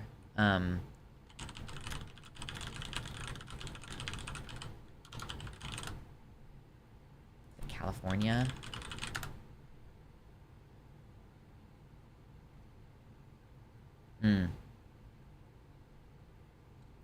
I don't think I'm gonna be able to find a link for this because the keywords are just so muddled up and there's so many possible search results, but on the subject of marking someone as trans, there have been attempts to pass laws that, you know, include a section on your birth certificate for your sex and a separate section for your gender, and the gender marker is changeable, but the sex marker isn't. So that's one attempt to mark you as trans. Successfully, what they have done is, in a number of states, made it very difficult for you to change your gender marker. In Kansas, they just passed a law that was supposed to be an anti-trans bathroom bill, but what it did in effect was make it so that you can't change your gender marker on your driver's license or your birth certificate, and they are also going to retroactively change that. And so what that means, and people don't understand why that's so dangerous, is that no matter what you look like, let's say you're a beautiful transgender woman, you started hormones when you were quite young, you don't like look at all like you're trans, just not at all, and suddenly your identification says male, and you try to get a job, and you get denied that job because you're trans, because it's also not like illegal to do that in a lot of places, or it's really hard to prove even in places where it is illegal to do that. Or you try to find a place to live, and you get denied a place to live because your ID says male, and now you're homeless and you can't get a job, and that means you're going to have to use services from the government, and you're going to be in unsafe situations. You could die from starvation or exposure. Like, that's a death sentence. Or you could get into an interaction with a police officer where, you know, they see that your ID says male and now they're gonna, like, rape you. Because some police officers do fucked up shit like that. So anytime that there is you're not allowed to change your ID, or they make it hard for you to change your ID, some places, and this is like you know, speaking of genocide, just they make it so that you are forced to sterilize yourself. Like, you must have had bottom surgery in some places in order to change your gender marker at all. So that is clearly, you know, trying to reduce membership of the group by preventing you from reproducing, at the same time as it is symbolization, making sure that you look like, make sure that you are identifiable as trans. I would also make the argument, and some people might consider this a stretch, but if you know that giving people access to puberty blockers and appropriate hormone therapy as teenagers means that they are better able to assimilate and look cisgender as adults, if you try to prevent that from happening, then what you are doing, and whether, I don't know, it's hard to say how intentional this is, but then you look trans later. And then it's easy to discriminate against you whether or not you change your ID because you look trans, okay? In my opinion, that's all part of symbolization.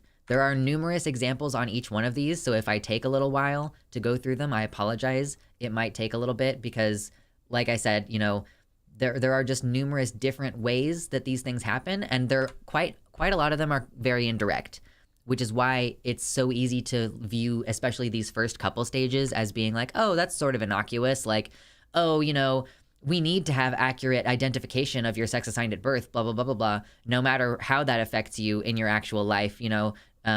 Like, people don't really understand how big of a deal this is. So I'm trying to explain the number of ways in which this increases the danger and everything. To me, having sex or gender on the ID at all is symbolization, in the same way that it was having race on our ID. I wouldn't necessarily argue with that.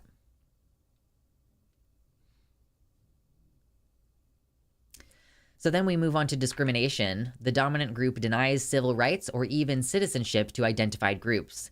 The 1935 Nuremberg laws stripped Jews of their German citizenship and made it illegal for them to do many jobs or to marry German non-Jews.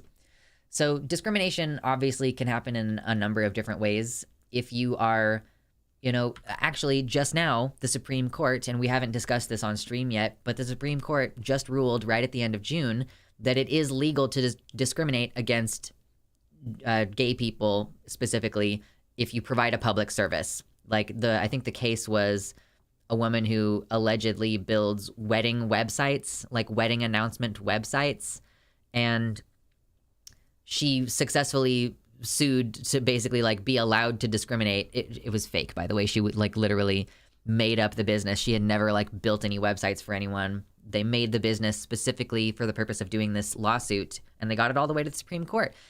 And now it's legal for, you know, someone who bakes cakes to not bake a cake for your gay wedding. That's now legal. So discrimination, like, the laws are now changing. Recently, it's like they've gone waffled back and forth on it. But like the fact is that they are trying to restrict our access to things.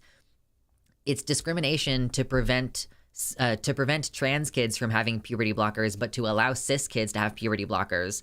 It's discrimination to do that. And we're working through that in the courts right now. But objectively, that's what that is. Like, the dominant group is denying civil rights or even citizenship to identified groups. Like, man, I hadn't even considered what might happen if my citizenship was threatened here. But yeah, like, I'm not allowed to use the bathroom anymore. That's something that we talked about several times on this show before, is that I live in Kansas, and there's like, I don't have the right to use the bathroom of my choosing anymore. And I did used to have the right for that. So discrimination is, again, it's ubiquitous. It happens a lot of different kinds of ways, both large and small, and to different degrees in different parts of the country. Then we have dehumanization. Those perceived as different are treated with no form of human rights or personal dignity. During the genocide in Rwanda, for example, Tutsis were referred to as cockroaches. The Nazis referred to Jews as vermin. We have seen a huge increase in dehumanization over the past year, especially, where the groomer rhetoric is amping up.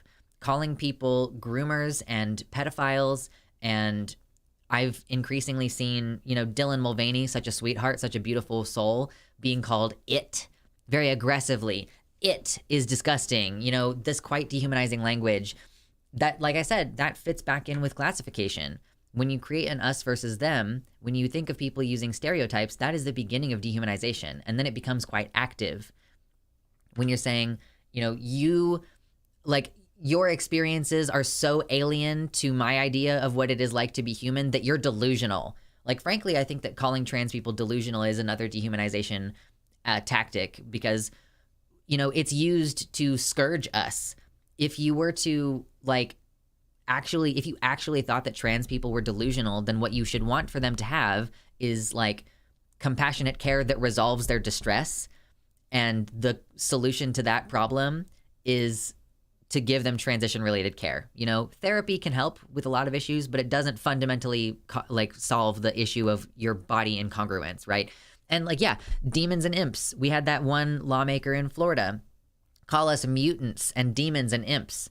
They literally are using dehumanizing language, but the groomer thing is just much easier to point to. Zoe S., thank you so much for the tier 1 sub. I really appreciate that support. This is a tough job, and it's through support like that we're able to keep the show going, keep the ball rolling. So if Streamlabs will just behave, then I will update the stream goal, and we can continue on with our little segment. There we go. Thank you, Zoe. Again, appreciate that.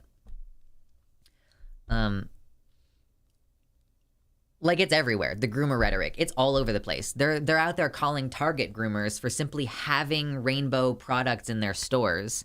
It is dangerous. This rhetoric, this dehumanizing rhetoric is super dangerous. Every time someone calls me a groomer, I generally return by saying that I would increase the age of consent, actually. Yeah.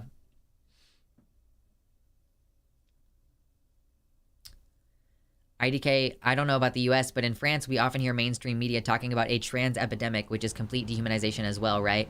Yeah, the whole, like, this is a contagion, like, this is a social contagion, they're trying to steal your children. Like, I guess that all sort of fits into dehumanization. Like, we need $22 more to get more guns. True. Calling them Satanists. Imps, what do politicians think? This is D&D? Oh my god, true. Yeah, so the idea that there's a trans epidemic, that's literal Nazi rhetoric. You know, we've gone over it on stream before, and I want to just point out really quick that,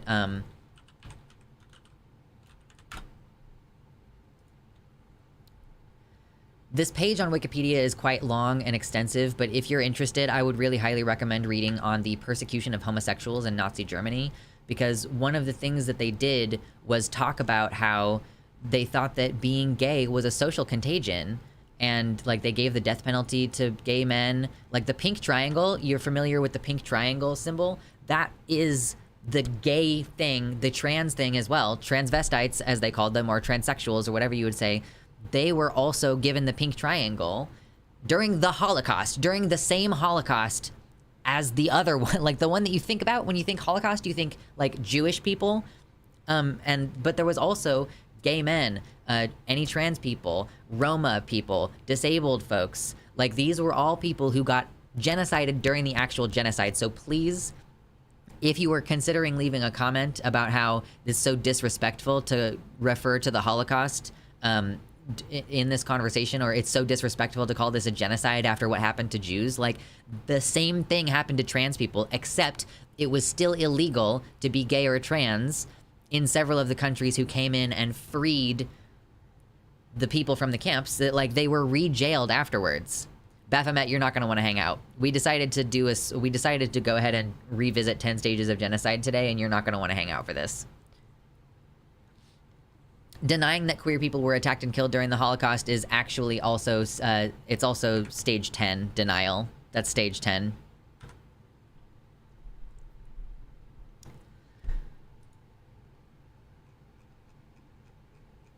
So yeah, I just wanna say, like, the idea that gay people are recruiting, that's all literal Nazi rhetoric. Like, that's all literal Nazi shit. If you go through and read, like, peak persecution, like, they tried to, you know, police their own little militia groups to make sure there was no homosexuality occurring.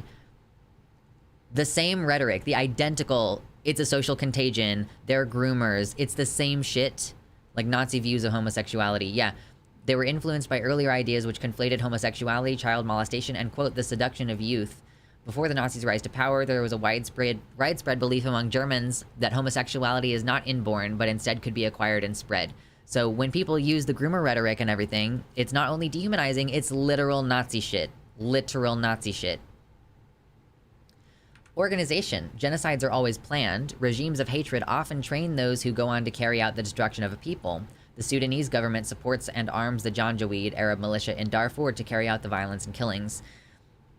Proud Boys, militia groups, like, this is actively going on now. And the organization thing, this is, organization and polarization kind of fit in together, because polarization is propaganda begins to be spread by hate groups. The Nazis used the newspaper Der Stürmer to spread and incite messages of hate about Jewish people. These kind of go hand in hand, because what you have is the news media and politicians whipping up rhetoric, calling us groomers, you know, saying that drag queens are pedophiles and that, like, drag is inherently harmful to children. That results in people who are unofficial. Like, this is where the violence against trans people and whoever else, the violence gets normalized on an interpersonal level, where you have folks throwing Molotov cocktails and bricks through the windows of literal bakeries who are just doing a little drag brunch show, like a little fun, just playing dress up. That's all drag is. It's playing dress up, and you can make it appropriate for kids. You can have like a harsh, like adult comedy show, just like you can have a kid-friendly comedy show, and the same is true with drag. Like, it depends on the situation. You can have sexy drag, but for the most part, it's like lip syncing or a comedy show or maybe dancing a little bit. It's not a striptease. That's a different thing. But yeah, so you can drum up that hatred about it, and that results in these two feeding back and forth against each other. And then you can also do the propaganda of saying when trans people start showing up with guns to defend themselves, like, oh, then you can whip up hate about the trans people and them owning guns. And like Tucker Carlson has done that, has whipped up some fear about trans people organizing and having guns.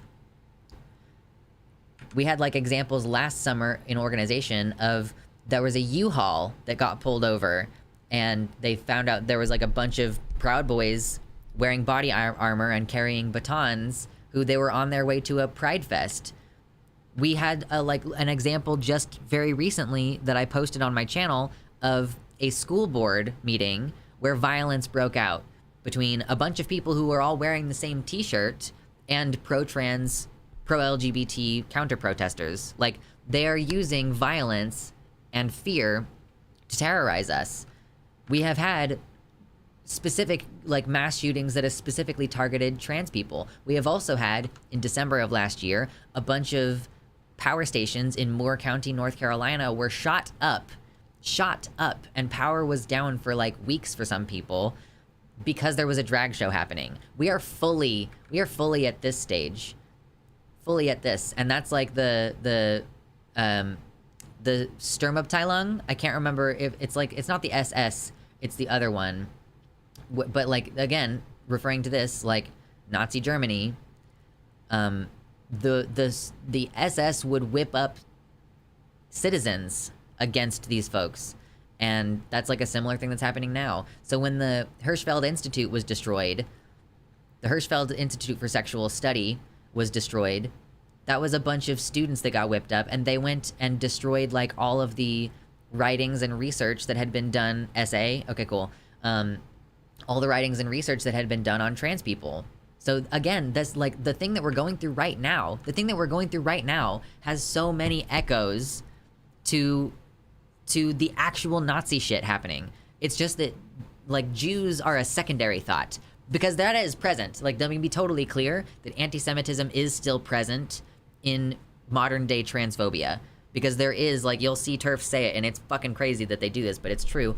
They go, oh, you know, they're being funded. You know, not only is this a social contagion, but it's not coming from nowhere. It's they are coming for your children. Like, it's still fundamentally anti-Semitic, but at this time, you know, trans people are the main focus. Back then, trans people were like a side issue, but make no mistake, they'll come for trans people first, and then they will continue expanding that out, and they'll go to gay people next, and they will continue killing disabled people, and they'll continue killing black people, and they'll continue stealing children from Native American people. They will keep doing this. So, and like, yeah, polarization is just like the propaganda, the Daily Beast, people like Michael Knowles and Matt Walsh openly calling themselves fascist or like theocratic fascist or whatever the hell it is that Matt Walsh has on his Twitter profile.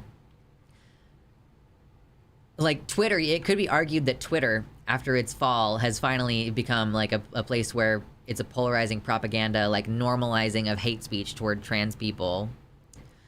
So then we have preparation. So like, I want you to understand that this is like, we've gone through all of this now. That was stage 6. So all of the, you know, even the more mild stuff, we can definitely substantiate that. We have examples that can substantiate all of these. I have the links, I have the past year of streams where we've talked about all this stuff, multiple examples of each one from multiple angles. And I want you to understand that stage 9 is extermination. Like, before we get through these next few, I want you to understand that like stage 10, that's not the part where we're killing people and that's when, like, the mass death happens. That's stage 9.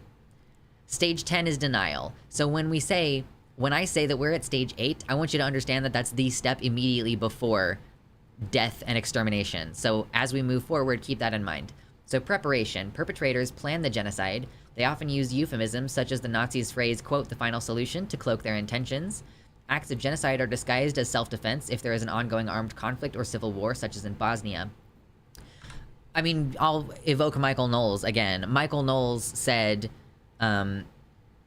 he wants to eliminate transgenderism from public life. He made it esoteric. You know, the final solution doesn't... It's not them explicitly saying, we're going to kill these people. It's implied. It's, you know, because of the implication. And yeah, and they cloak this as self-defense, saying we need to protect the children. They are just accusing trans people of being groomers and drag queens of being groomers, because then they can position us as the aggressor. And like, there is nobody on this earth that people are more willing to be violent toward than child molesters and pedophiles. So if you associate trans people with pedophiles, then you're saying like, these people are the lowest of the low. They've done something unforgivable by harming children, and so literally any action we take against them is justified. That's the situation that we're in right now. When Arkansas tried to pass a law making it a like gross sexual offense to be in the bathroom at the same time as a child if you're trans, like they made it a crime at the same level as literally raping a child. Like being present in the bathroom, they tried to make that a sex crime equivalent of raping a child in Arkansas. A shoddily written law with like missing sentences. So that's how they're doing this one. They have officially, this is where the rhetoric is. They're coming for your children. They want to destroy America. They make America look weak. Florida did pass that law. Florida's law does not make it a sex crime. It made it a trespassing crime. So it isn't as egregious in that way.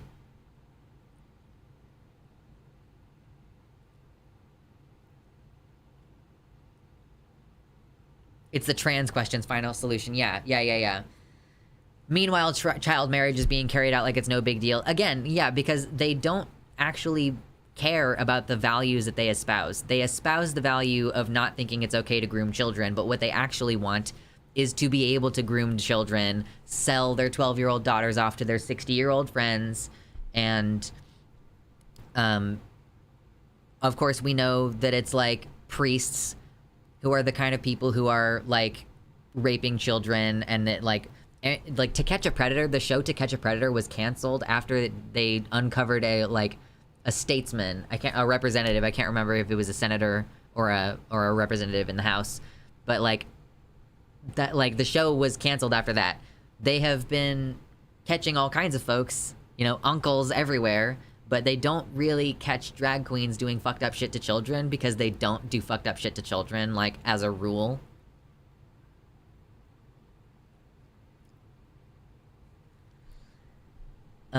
Yeah, so that's definitely happening. The next stage is stage 8, which I believe it's very clear that we are in stage 8 right now. We've very clearly substantiated everything up to this, and I will tell you why. So persecution. Victims are identified because of their ethnicity or religion, and death lists are drawn up. People are sometimes segregated into ghettos, deported, or starved, and property is often expropriated. Genocidal massacres begin. So, like, this is where, like, death starts to happen here, but this is kind of like the squeeze.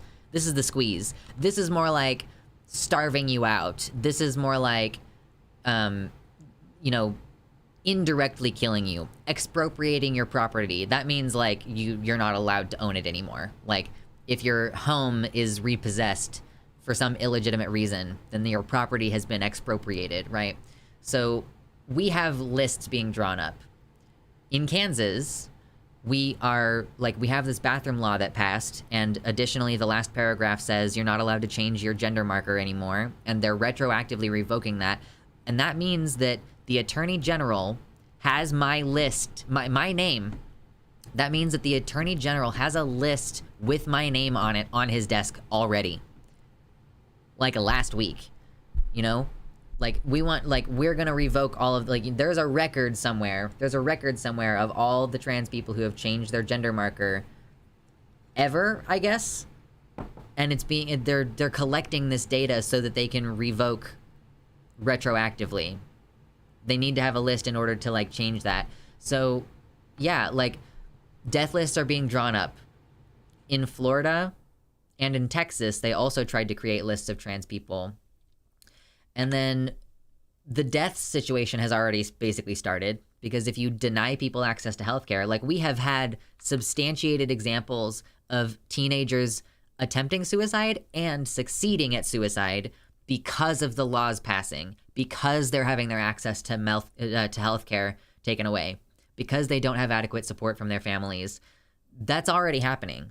Like, the death by attrition thing, that's already happening. The death by 1,000 cuts, it's already occurring. People are dying, like, and people, like, essentially, like, we're not being forcibly deported, but the fact is that, like, situation is so dangerous in so many parts of the country that there's, like, over 100,000 trans people have already relocated in the past year.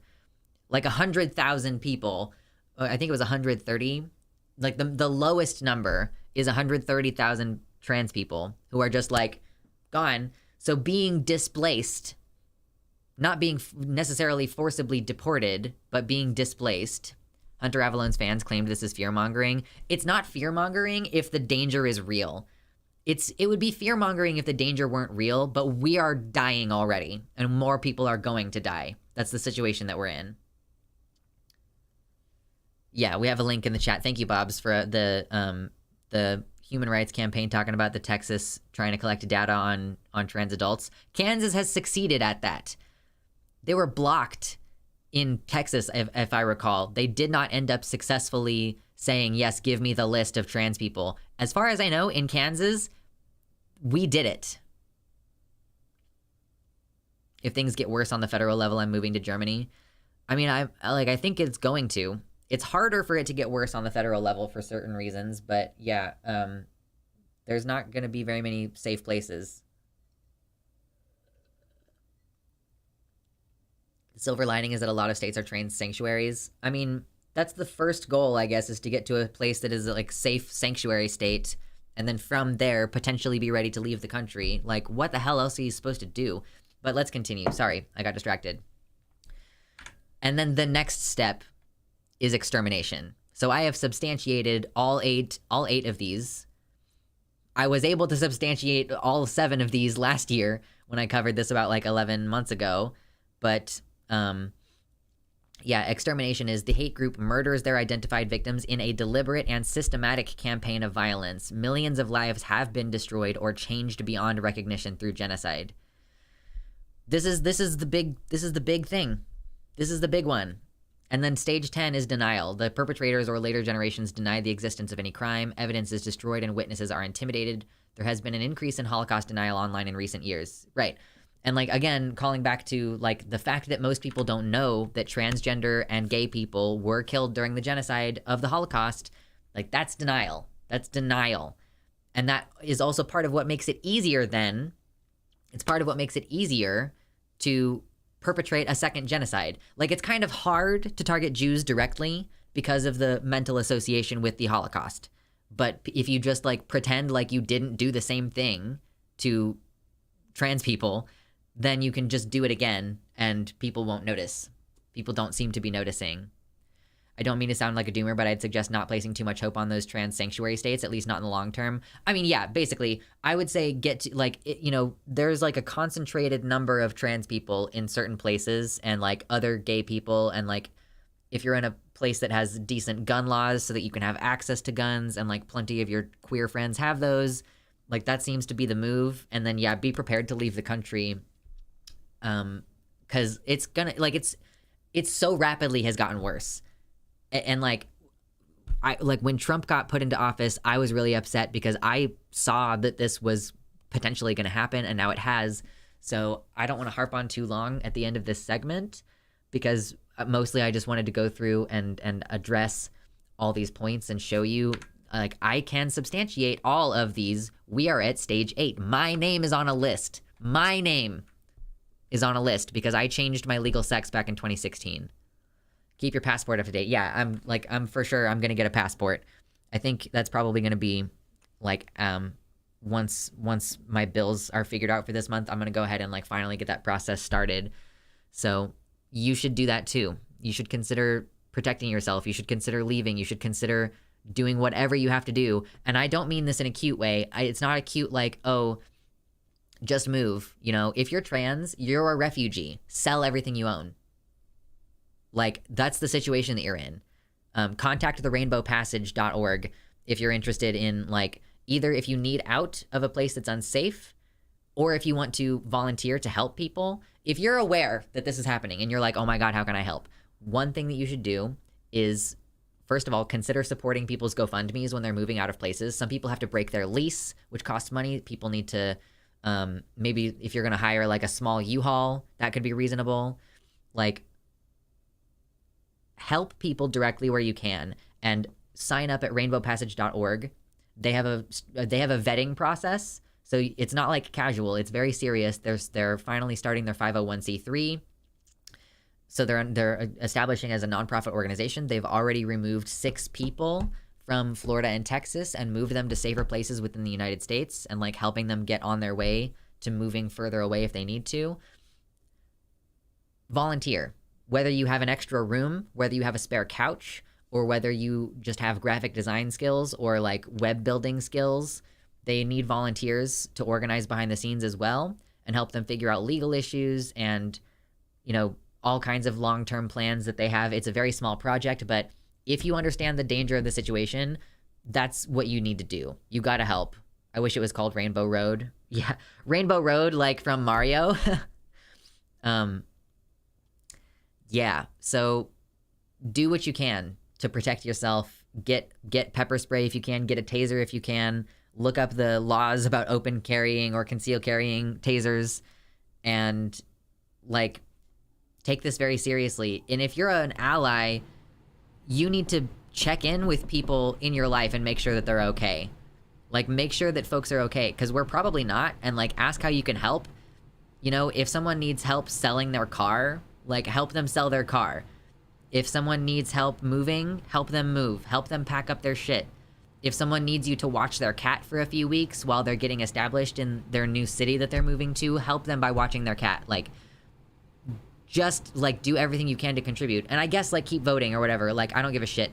Voting hasn't helped anything. It's not going to help anything. Don't stop doing it, but, like, don't act like you're accomplishing anything, you know, by doing it. You need to actually accomplish something outside of voting in order to help.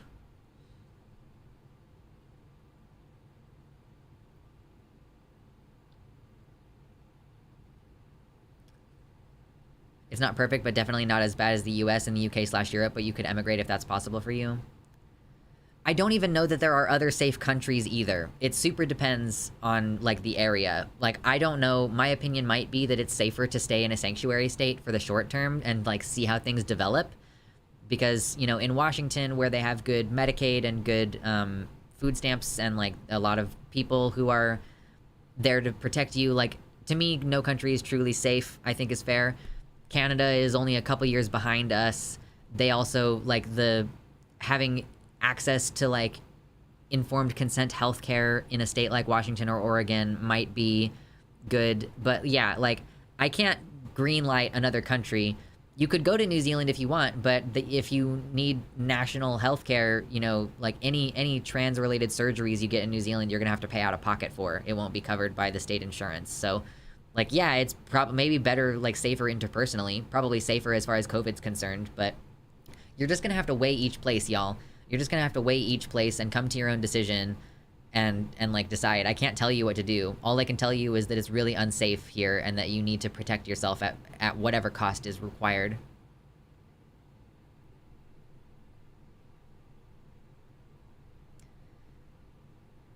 My area doesn't allow carry of guns, batons, or other weapons except knives. You can have up to a 7-inch blade. Yeah, hell yeah.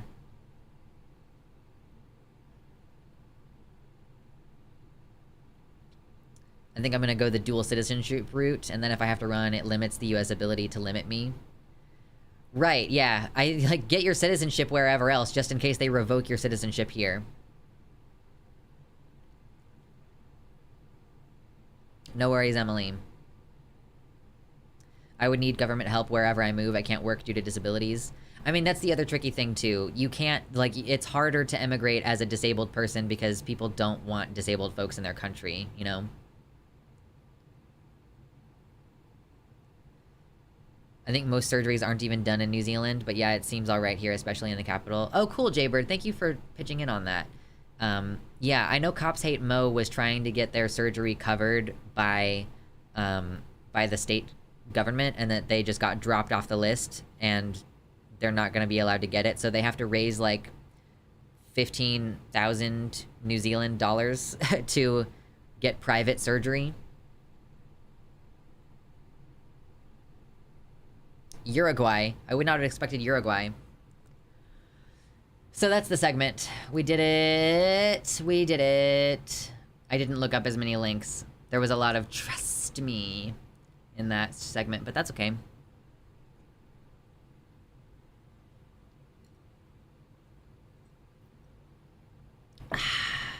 Delicious. Is the Netherlands supposed to be good for healthcare? Not 100% on that. Like, a lot of these places also don't really have the best non-binary acknowledgement, you know? Like, in order to get access to hormones and stuff, you have to at least... You have to, like, declare that you are binary trans. Anyway, yeah, we did it. Sad horn honk.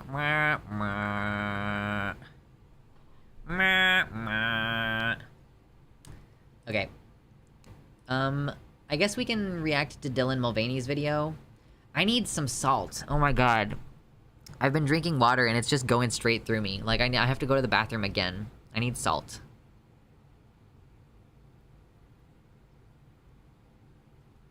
There's a difference between not linking and not having a source. You can back up every claim you made in that segment with a little Googling. True. That's true. Google it yourself, bitches. Does salt make you pee less when you drink water? Salt is an electrolyte, and what an electrolyte does is it is a thing that helps water get through your cell membranes. So, like, you can drink water all you want, but if you don't have enough salt and electrolytes in your system, then they're not going to penetrate the cells. So I have to eat extra salt sometimes. Like, if I'm drinking a lot of water, but I feel like I have to pee constantly, it's because I need salt. Too much salt is bad too, though. Only if you have hypertension. Too much salt is basically only bad for you if you have hypertension. And I have low blood pressure, so I need like 12 times the amount of salt that most people do. Like, I literally should eat like so much salt. Yeah, salt is how the body moves the liquids around. Or reduced kidney function. Oh, really? Yeah, so if you have reduced kidney function, obviously, like, yeah, salt could mess that up a little bit. Luxander, only eating pretzels. Oh my god, you're making me want snacks. Salt can also be bad if you're not drinking enough water and you don't need the extra salt. Salt and water need to be balanced. Right. I mean, but salt is not, like, bad for you in the same way that, like, meat is bad for you over long terms. You know, like, it can cause, like, dehydration, of course, but, it's not, like, a lifetime health problem kind of thing. Yes, whatever floats your boat, exactly! It's the pots. You have to knock back salt. I eat raw lemons. Ooh, lemons also have electrolytes in them. They're so delicious. Oh my god, there are so many likes on this stream right now. That's crazy. Everything in moderation, unless you have pots and you need 12 times the maximum daily allowance of salt. Delicious. By the way, I still plan on flexing if we get to the stream goal today. I know it's July 2nd, so everybody just paid their rent. I know I just paid my rent. So it's cool if you can't afford to dono, but I appreciate you. I just, like, I am an expert on everything anti-trans right now, so. Don't forget a moderate amount of glucose is important too. Moderate amounts of glucose. I definitely get too much sugar in my diet. I gotta be better. I gotta be better. I'm really considering growing up, not growing up, oh my god. I'm considering getting up early in the morning and doing, like, cardio at like 7 a.m. Am I really about to become the person who goes for a run at 7 a.m., y'all? Could you see me doing that? Could you see me becoming the person who goes for a run at 7 a.m.? Because I think that that might be the kind of person that I'm about to become. I actually could. Yeah, I could. Oh no. I am becoming one of those. Like, what other time of day are you gonna do it when it's 90 degrees all the time? It's literally 90 degrees right now. As long as you protect your knees. I'm not gonna, yeah, I don't know. Is it gonna be a run or a walk kind of situation? That's the question. Just be prepared to see all the third shifters get all tired. Listen, I did third shift for like 3 years. It was a crazy job. So I get it. I remember the days when seeing old people jogging meant it was time to start looking to get indoors. There's an inverse relationship between you being outside and them being outside. The current temps and humidity are nuts, right? Excuse me. Oh my god. You can become one of those people who goes like, yeah, I only ran 5K today. It's so hard having not having too much sugar in the US. There is sugar in everything, and you can't walk it off either because you can't walk anywhere. That's the other thing too. Yeah, that's tough about being healthy is, you know, I don't really actually love walking in my immediate neighborhood. But like if I go and I run on a trail, then there's like all the I'm experiencing a lot of the whole like being female anxiety of like, and like worrying about corrective rape and like being identified as femme in public, because I'm like I don't want to go for a run on like a trail and end up like ambushed by a fucking crazy person with a knife or something, you know what I mean? Like, but I also would love to go for early morning runs on the trails, like in the woods. That would be great. 98 is child's play. It's 115 degrees here today. Holy shit, Squisher King. Oh my god.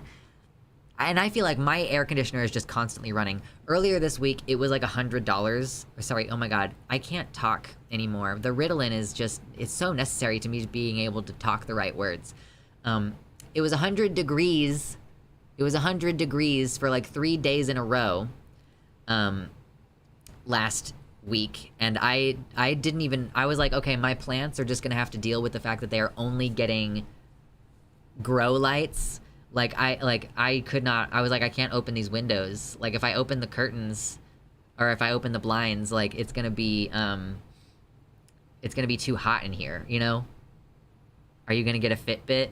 Lux Boss Arc. I do actually have a watch. It's not a Fitbit, but I do have one. Luxander Pot Roast. Don't tempt me. Oh my god.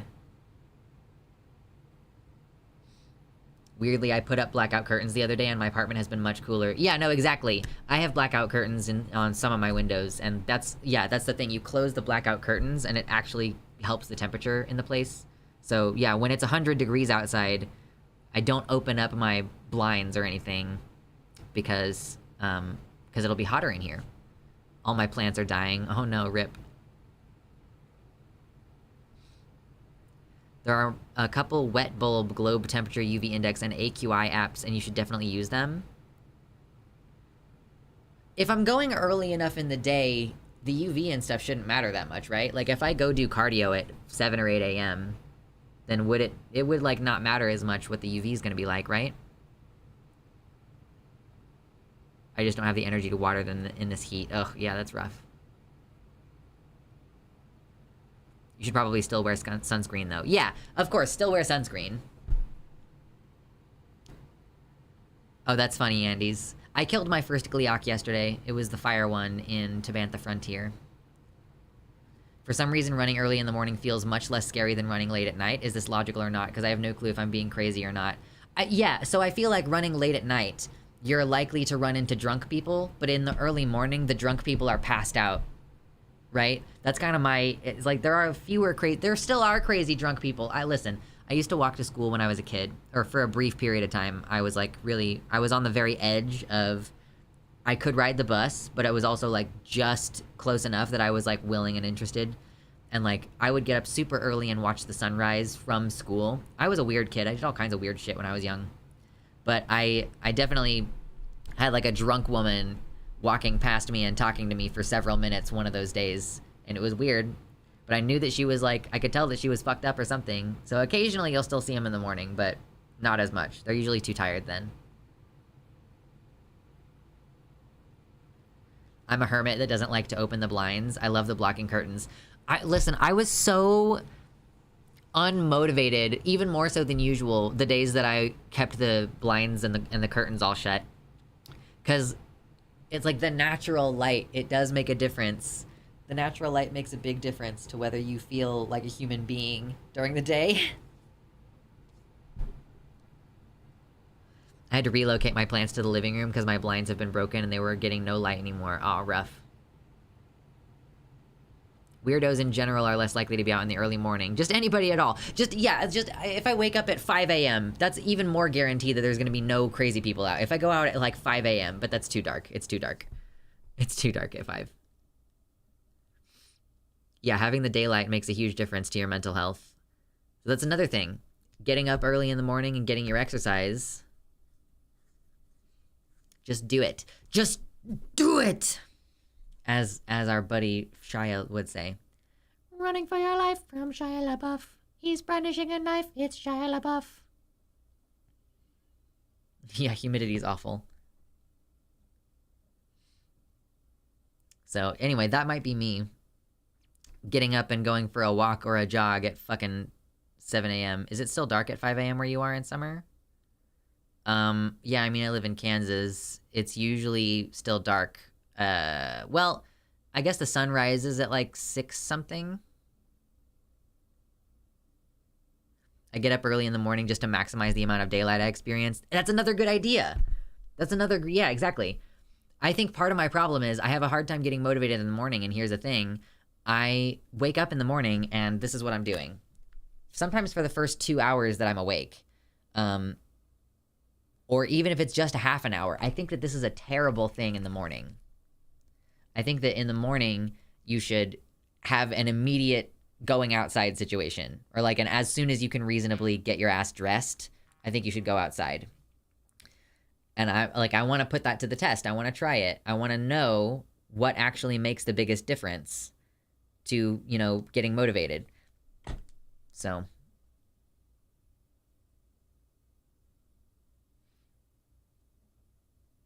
in the early morning is when you run into people that are on things other than alcohol. Right, it's all the coke heads.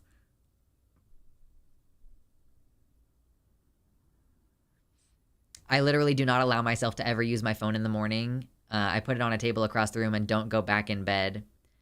Yeah, I mean, like, I walk into the bathroom and I'm, like, on my phone, and then I'll usually walk back into the bedroom and, like, lay down or, like, sit down for a while.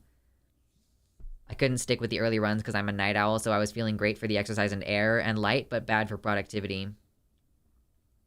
Got it covered with the wake and bake, true. If you run into a cokehead early in the morning, you can get some free financial advice. That's true, mama. That's absolutely true. Oh my gosh, what else do I even have for today? I have several things that I was like, okay, this is on the docket for today, but then I ended up doing a whole big important segment, and now I'm tired. Now I'm sleepy.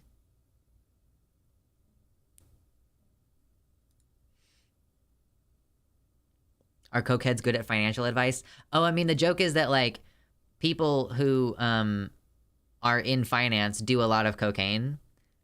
And that's, like, how they maintain their productivity. That's the stereotype. I'm a night owl, but if I wake up early, I now walk to the co-op. What do you have at your co-op? What is there? Early in the morning, people on ecstasy and acid after the rave.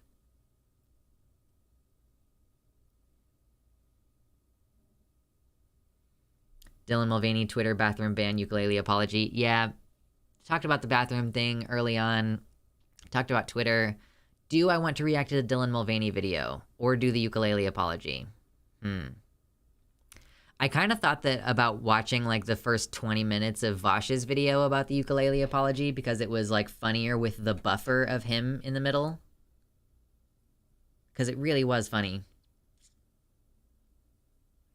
There's an iOS app called Stay Focused. You can literally lock yourself out of certain apps and websites, and there's no way to get around it once you've set the limits. I know, Jaybird. I considered doing a Chrome extension with that, but I decided not to use it because they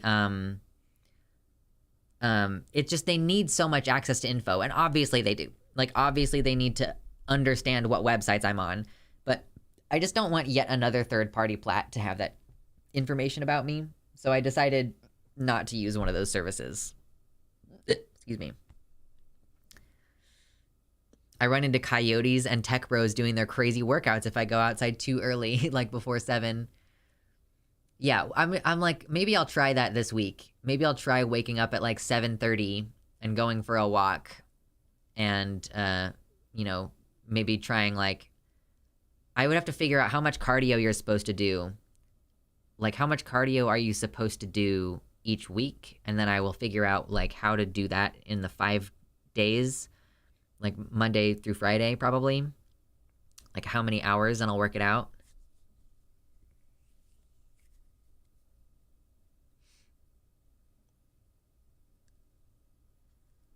I also go out when I want to avoid electronics since I can't use data. Good call. Going to the park and reading comics.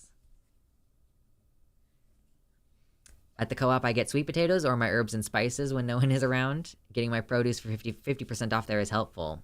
Oh my god, I would love to have like a garden.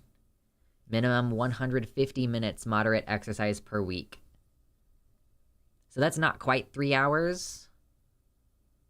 That's, yeah, that's like 2.5 hours, right?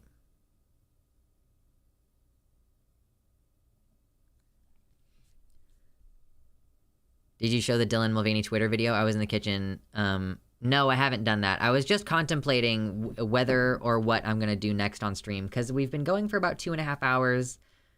I guess a lot of time on Sundays I do have a little bit more energy. But we could do, I guess the Dylan Mulvaney thing wouldn't take very long. And then we could consider whether we're going to do the ukulele thing. Because really, I just like on a whim decided to listen to Vosh's video about that today, and I realized that it was very funny. And I was like, oh, this would be amusing to talk about on stream.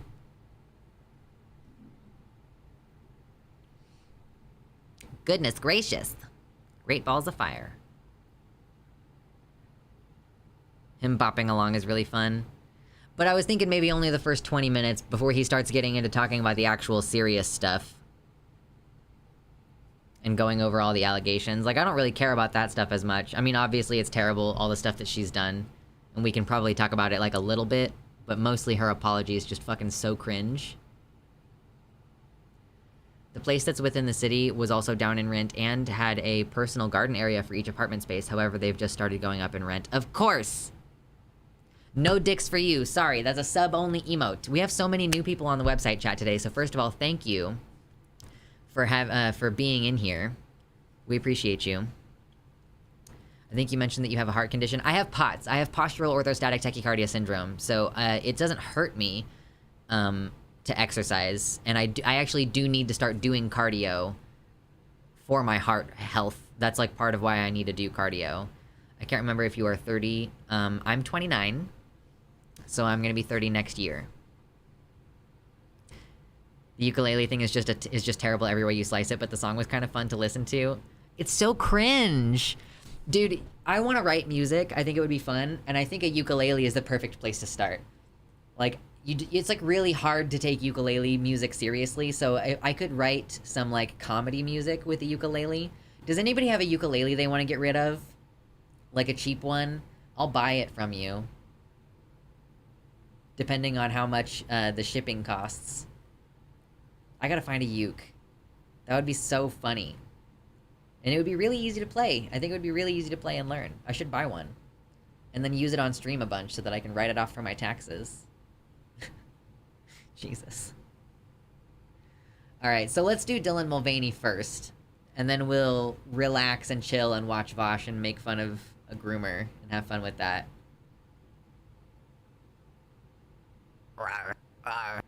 Thank you so much, Kitty! Kitty TTIK for the tier 2 sub. I appreciate you. You are wonderful. Keep it up. You're wonderful. And I will continue to keep it up, I promise. I will do the amazing things. And if we get $12 more in donos today, I will flex my arms and show off my shoulders. Beautiful. Bellissimo. Bellissimo. I had a guitar. I have 2 guitars. I don't need a guitar. I have 2 of them. Here's the video. Okay, so... Oh. I didn't realize it was him. Oh god, yeah, thank you. Yes, uh-huh. With the It's Always Sunny. Thank you, Icarus. Yes. I think that comes up in the Vosh video. For sure. Okay, so when I get back, I'm gonna run to the bathroom again, and maybe, like... I guess I'll just eat some straight-up salt. This is literally... Sometimes I'm just like... Because I need some salt. For my body. Oh, thank you, Kitty. Oh, yeah. Okay, I saw someone had subscribed on the Patreon. That was you. Thank you so much. Yeah, it only charges on the 1st of the month, but I appreciate you doing the donos. And, like, I can plan around the Patreon money. So budgeting makes that a little bit easier. Thank you so much. Oh my god. The salt is so salty. Delicious. I need salt for my body to function. Okay, I'll be back momentarily. And then we'll talk about Dylan Mulvaney. Okay? Cheers.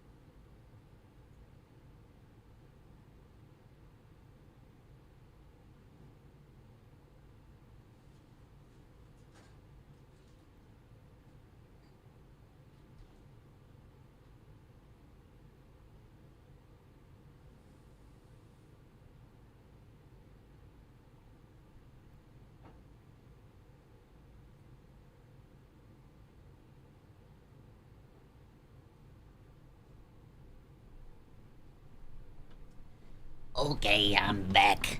I'm back. Are you being good? Whoa, spilling water everywhere. Being good while I was gone. Anyway, oh my god, I just spilled a bunch of water all over myself as soon as I sat down. Trash man? I don't know what that voice was, y'all. I don't know what it was.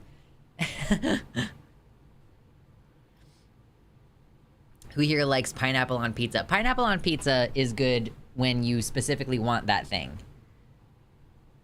When you specifically want pineapple and ham on a pizza, that's when it's good. It wasn't trying to be Popeye. Honestly, I kind of envisioned it being more like the Slug Lady from Monsters, Inc. That's kind of who I was envisioning when I did that voice. Pineapple on pizza is goat. Yeah. I did a trash man costume once with one boob out for a free the nipple thing. Hell yeah.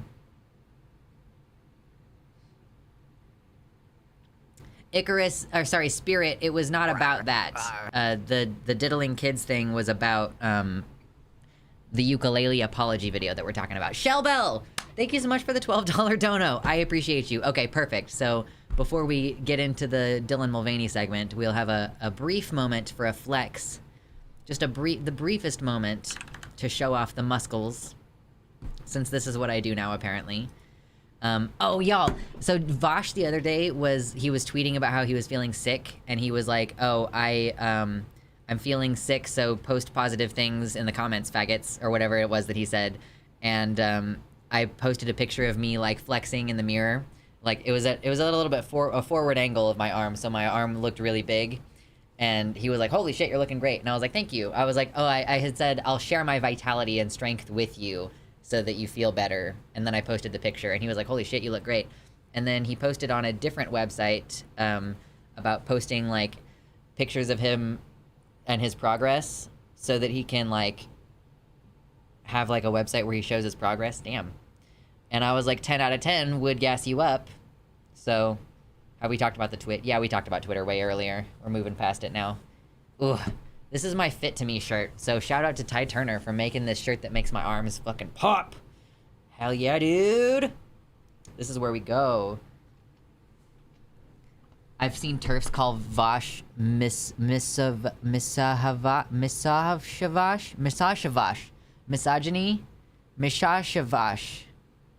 Mishashavash.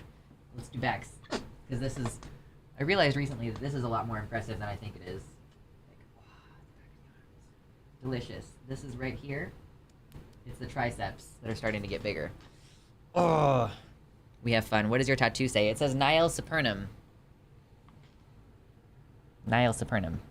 Nothing above. Nothing better.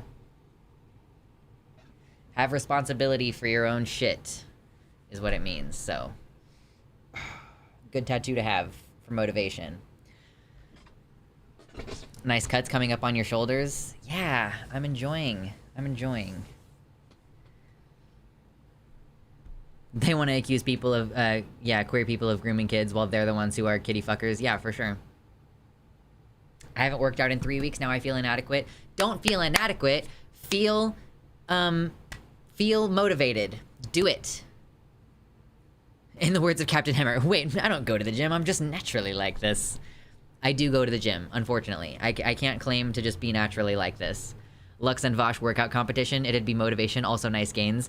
I want to be a mutually supportive community, right? I want you guys to do cardio. I want you guys to do whatever exercise is healthy and capable for you to do. Like, if you can afford therapy, be in therapy.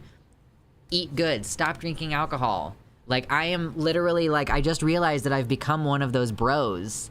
I've become, like, the leftist Andrew Tate. Like, I don't sex traffic people, but I do a whole lot of, like, lifestyle, like, get swole, like... Lux says, take care of yourself. Literally. I mean, I tell people this all the time. I will weaponize my influencer status for good.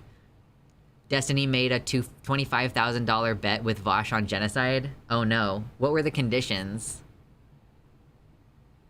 Andrew Tate if he was based. And like a good person. Aw. Well, thank you. I like to think that of myself. Don't get complacent though. Thinking that you're a good person doesn't mean that you can't do harmful things. You can actually prove the gains are real.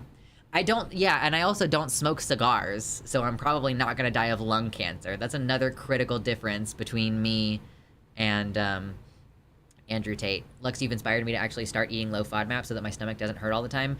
Just keep in mind, Eddie, that the low FODMAP diet is meant to be like something that you do temporarily in order to discover what your sensitivities are, so that you can then make choices about moderation in the future. So don't stay on the low FODMAP diet for longer than like 8 weeks, but like it's good to try for your tummy, right?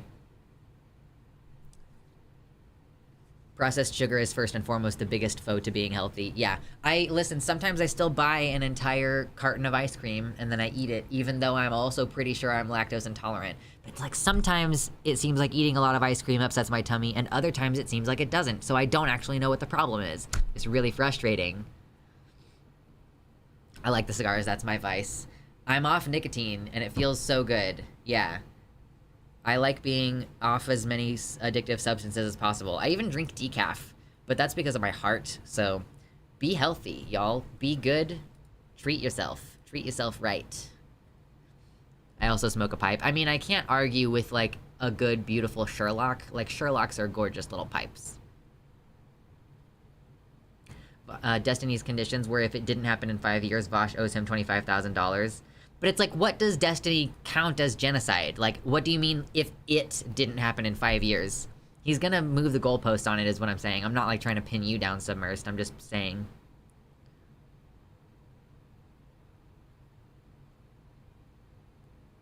Oh, got some kiwi plants. Ooh, kiwis!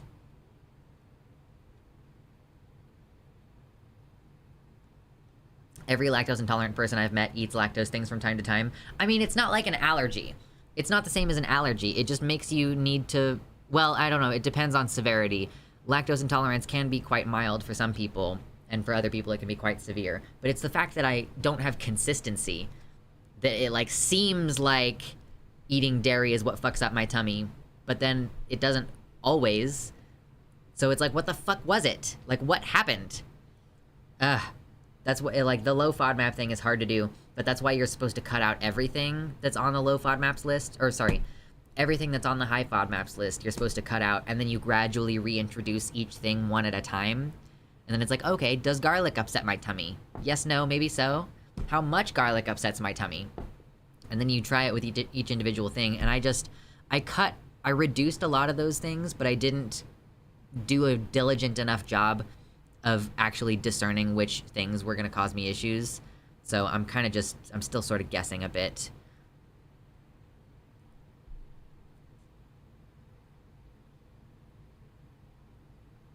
Leading cause of IBS is undiagnosed lactose intolerance. Yeah, so I'm guessing that is probably part of it. Ha! I'm definitely lactose intolerant, and I used to drink milk when I needed a sick leave from work. Not a good idea, but that's how fed up I was with my job. Oh my god, that's fucking hilarious.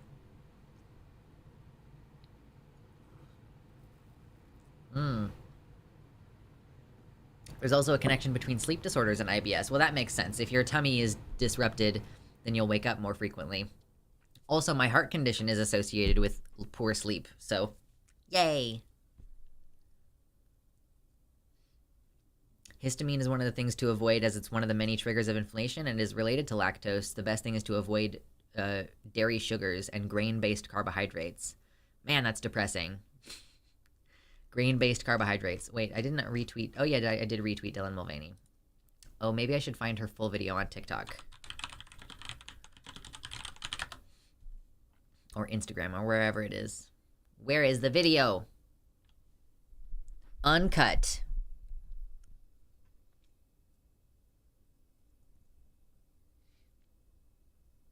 You motivated me to finally buy that pull-up rack.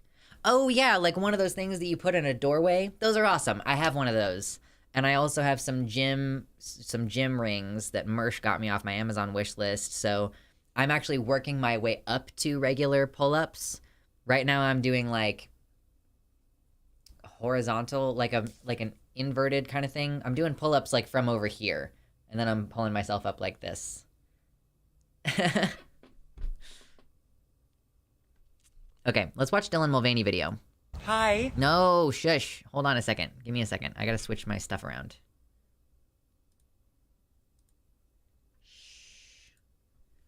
Shush, pretty lady. Give us a second to get our headphones in, okay? We're never getting to the Dylan Mulvaney segment. Listen, I like talking about food. I enjoy talking about food. It makes me happy. Yeah. Dylan Mulvaney hasn't said anything in a while about her recent foray into the world of brand deals. She did her little Bud Light thing, and people freaked the hell out. People were shooting cans. Like Kid Rock, like, shot up a bunch of cans of Bud Light. People were like, oh, I'm gonna protest this. And we covered a story of where, like, some people got in trouble, like, at a liquor store. Some folks accosted someone at a liquor store because they were buying a beer that had a rainbow can, and it wasn't even Bud Light, but they did initially think that it was Bud Light, you know? Like, it was ridiculous.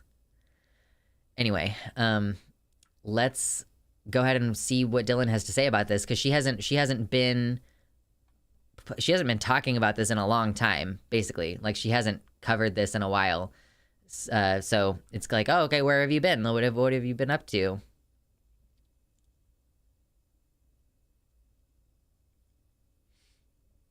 There are also foods that have small portions of histamines in them, though. Yeah. Just apparently don't buy beer, period. I like a summer shandy every once in a while. I've drank a little bit recently, but I'm drinking weak ass beers and not like getting drunk. That's the two different things, you know? It's healthy for you to not drink alcohol. You sleep so much better. But anyway, so Dylan's back. She's got a several minute long video. Let's see. Hi. One thing I will not tolerate people... Notice how she is drinking out of a glass? Like, that could very well be a Bud Light, but she is explicitly not doing this, like, you know, in a way that is supporting the brand, is, like, one of the first things I noticed about this. Saying about me is that I don't like beer, because I love beer, and I always have. Also, she's been working on her voice, is one of the first things I noticed about this as well. I built my platform on being honest with you, and what I'm about to tell you might sound like old news, but you know that feeling when you have something uncomfy like sitting on your chest? Well, that's how I feel right now, so this feels like the right thing to do. I took a brand deal with a company that I loved, and I posted a sponsored video to my page, and it must have been a slow news week because the way that this ad got blown up, you would have thought I was like on a billboard or on a TV commercial or something major, but no. It was just an Instagram video. And it's like the fact that she did it at all. It doesn't matter how high profile or low profile it was. Like, the fact that she got the brand deal at all is the problem. Wildest part is that they also sent me one can with my face on it. You might have seen it. And funny story, I had the can around my house, but then I realized, wait, I need to protect this can. So I hid it somewhere, and now I can't find it because I hid it so well. But when I do find it, I feel like it needs to go in a museum, preferably behind bulletproof glass. Yeah, because people were shooting the cans. I feel like she probably dyed her hair so she wouldn't be as easily recognized in public, at least for a little while. Frankly, I do think that the blonde hair looks pretty good on her.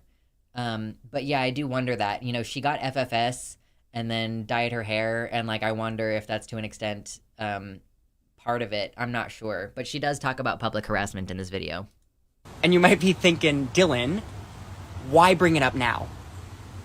I'm bringing it up because what transpired from that video was more bullying and transphobia than I could have ever imagined.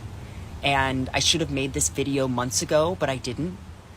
And I was scared, and I was scared of more backlash, and I felt personally guilty for what transpired. So I patiently waited for things to get better. But surprise, they haven't really. And I was waiting. People have such a rage boner for Dylan Mulvaney. Like, part of the reason why I put that in the title of the stream is because that is like, it's just such a buzzword. Like, using her name, it drives up engagement and puts it on the front page, you know? Like, people care so much about her, whether it's people are angry at her for existing in a way that they don't like, or whether it's people like us who are going like, we must protect the small. You know, I'm out here, I'm like, I got big muscles, I'll protect you. Like I don't know what to do sometimes. But she's both well loved and well hated. The fact that she's feeling guilty is heartbreaking. Yeah, she just doesn't know, she didn't know how to respond. She says she was waiting for the brand to reach out. Hold on. Guilty for what transpired, so I patiently waited for things to get better. But surprise, they haven't really. And I was waiting for the brand to reach out to me, but they never did. And for months now, I've been scared to leave my house. I have been ridiculed in public. I've been followed. And I have felt a loneliness that I wouldn't wish on anyone. And she's been harassed in public. I saw her for the first time in Anthony Padilla's Transgender Women interview. God, I wish that girls who've been out for less than 6 months wouldn't get media spotlights. Like, that's just so fucked up. It's really irritating. And it's like not healthy for you at that stage of your transition to be this famous. So it's really irritating. Yeah, it's not good that she's been treated this way. And like, the brand never reached out. Like, literally the brand never reached out. I'm not telling you this because I want your pity. I am telling you this because if this is my experience from a very privileged perspective, know that it is much, much worse for other trans people.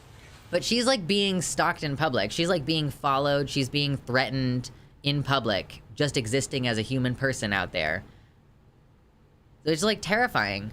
And it's not just that she's a woman, although yes, being followed and stuff like that happens more when you're a woman, but she's also being harassed for being trans, for being the person that she is, and for taking these brand deals, for being a famous trans woman. She is getting this hate.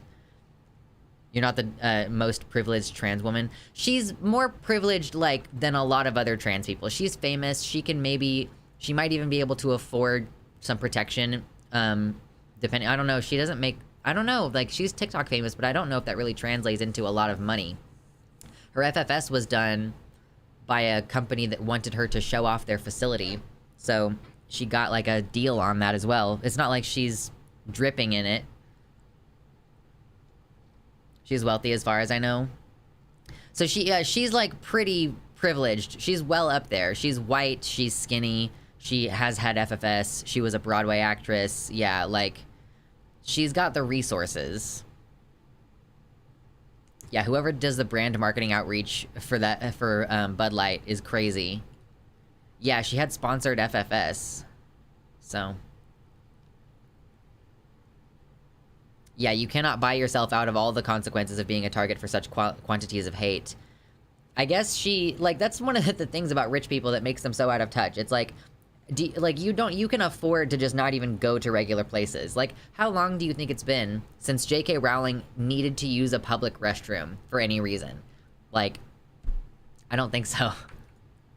For a company to hire a trans person and then not publicly stand by them is worse, in my opinion, than not hiring a trans person at all. Yeah. Because it gives customers permission to be as transphobic and hateful as they want.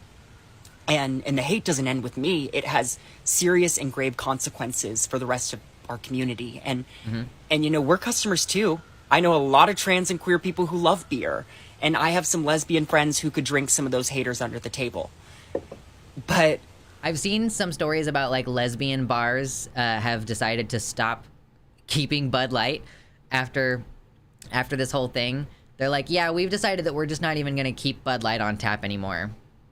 Buck Angel has also been hating on Dylan Mulvaney. I know, Buck Angel hates himself and he has to make it everybody else's problem. To turn a blind eye and pretend everything is okay, it just isn't an option right now.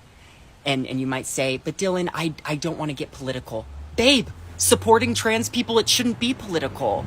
There should be nothing controversial or divisive about working with us. And I know it's possible because I've worked with some fantastic companies who care, but caring about the LGBTQ plus community requires a lot more than just a donation somewhere during Pride Month. And all this to say, bottom line is that if you follow me, if I've made you smile, if you care about me, I need you to care about every trans person. And I need you to support us, and I need you to stand by us. And hey, it's still Pride Month. So I'm going to celebrate being alive. And I'm going to celebrate the trans people in my life and the ones I haven't met yet.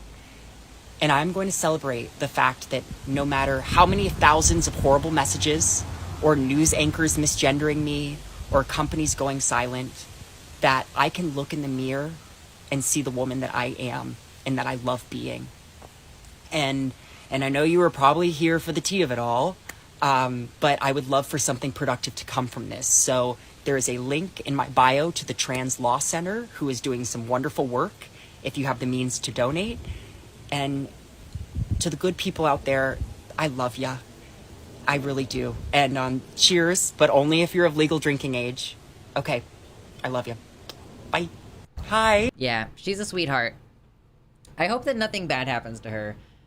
I don't know, like, what is the trans community gonna do if some really high-profile trans person dies? Like, not much, apparently. Like, not much, I don't think. Like, we're gonna be devastated. I mean, Eden passed away a couple of months ago, and that was already pretty majorly not great. To be honest, I am banned from Hunter's server. The only way I can get back in is to tell them what they want to hear. Yeah, Hunter fucking sucks. I've gotten the impression. Sophie in 2021. Well, Sophie wasn't killed, though. That's different. Like, I guess I wasn't just saying... I didn't mean, like, what if some trans woman dies? I meant, like, what if some trans woman is killed? Because Sophie, like, was hiking and she died during an accident, right? Obviously, that was still bad. But, like, Eden died because of transphobia. and being trafficked out of the country. I saw a post on Reddit this week that was some person saying, like, their family was being weird and forcing them to go back to their country, and she was like, no. Or, I can't remember pronouns, but everybody in the comments was like, don't go. Like, don't go back. They are going to marry you off to someone. Trafficking is a thing now, apparently. Alright. She fell trying to get a better look at the moon. She fell off of a roof. Oh, man. You gotta be careful, y'all. Be safe out there. Be safe out there.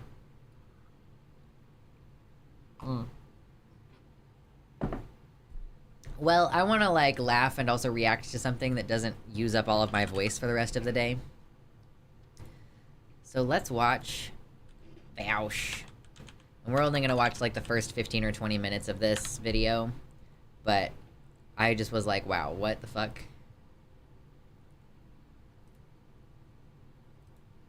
Okay, it's just going to show me as I've already watched the video. Okay, I've already watched the video. Vorsh. Vorsh. Saudi Arabia is not a good country to be in, even for cis women. I know. Give us your voice.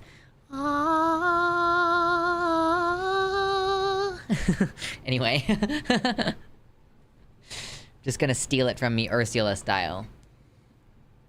Yeah, we have some Vosh rad. Alright, alright. Fair enough. Real question. Okay. Vosh bad, Vosh bad. Too bad! That sounded like the soundtrack in Red Dead Redemption 2. Well, it was Little Mermaid, okay? It was supposed to be Little Mermaid. Vosh sad, so sick. I know, he's got this terrible cough.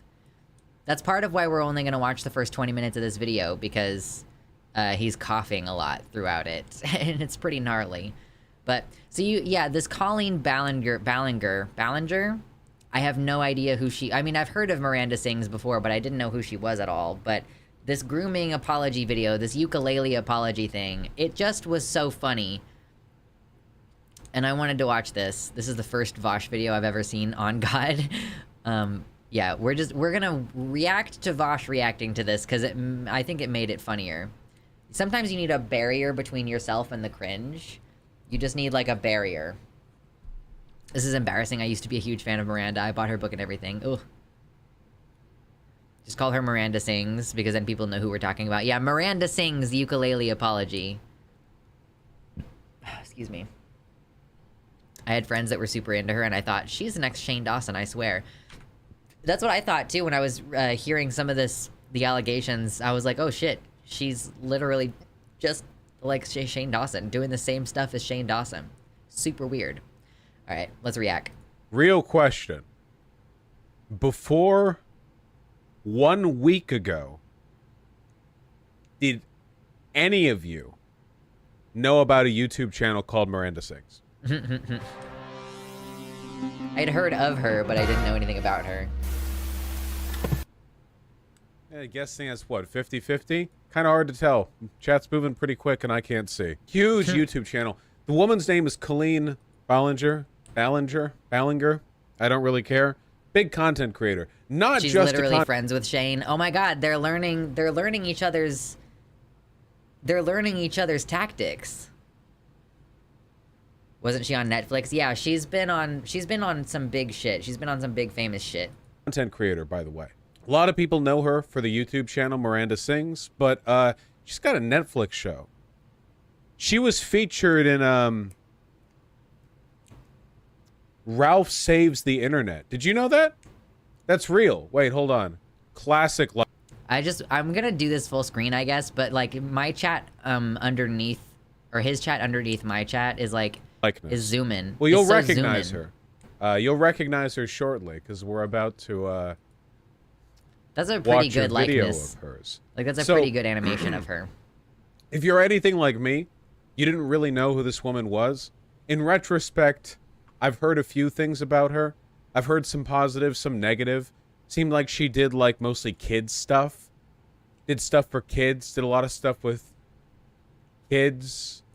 You know, there are a lot of YouTubers like that. That's not like anything unique or special. Her negative stuff, like her being crazy, I don't know, white woman syndrome. Then people started posting on Twitter the other day about her apologizing for drama that she'd gotten into. Drama. And it was her method of apology that attracted significant attention. I'll just bring this 2.8 million view apology video entitled "Hi," period, all lowercase, right here. It's 10 minutes, 19 seconds. You know, it's a meaty apology video. Now, normally, when you take a look at an apology video, well, first you want to know like what the context is, right? Well, what are they apologizing for? Like, who's mad at them and why? What happened? But in this case, I think it's actually better, like spiritually, for us to experience this the way that I did. Just no knowledge, no context. This is exactly how I went into this. I was like, I know that this has got something to do with her being a groomer, and that's it. And then I watched this video, and that's what cracked me up so much and made me want to like watch it with you guys. For us to experience this the way that I did, just no knowledge, no context, diving right into this, which, I mean, let me know if you can see any red flags right off the bat. Let's unmute the video. Again, no knowledge going in. That's how we're experiencing this, okay? We'll talk about the context after. But I want you to glean as much info as you can purely off of, like, we're reducing YouTuber apology video analysis down to first principles, okay? We're doing the equivalent of, like, could you build a circuit or, like, a microconductor if you were stranded on a desert island? We're trying to build this up from the very beginning. We're going back to basics. That's also a YouTube channel.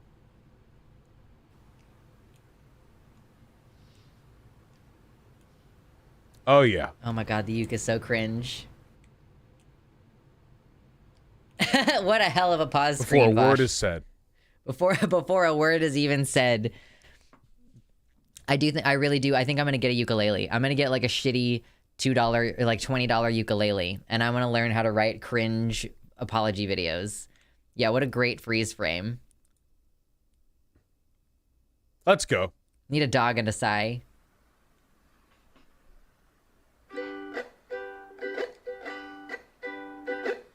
Hey, it's been a while since you saw my face. I haven't been doing so great, so I took a little break. So a lot of people are saying some things about me that aren't quite true. Doesn't matter if it's true, though. Just as long as it's entertaining to you. Right off the bat.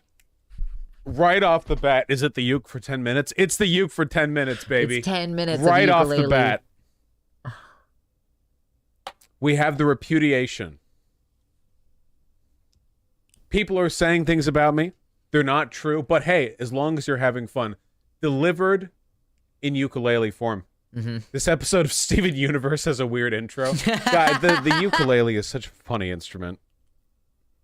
It's such an innocent instrument on its own, but the associations that it is cultivated It's so funny. are just, oh, you know what I want to do? I've decided what I'm going to do when I start writing music, when I'm going to get a ukulele, and I'm going to write like incredibly visceral sex music, like very sexual, explicit lyrics, but to ukulele. I think that would be hilarious. The song really would be in Steven Universe. Oh my god. Hitler would have apologized the same way if he'd survived. Yeah, modern day Hitler.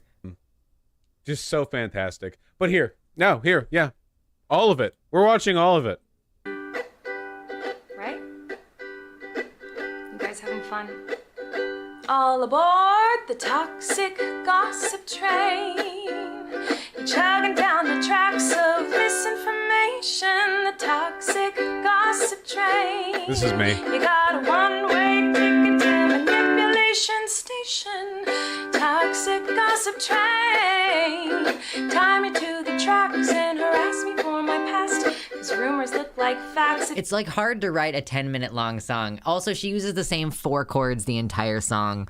It is not like you could have thrown any amount of musical complexity. Oh my god, this is a real banger. Right? Ah!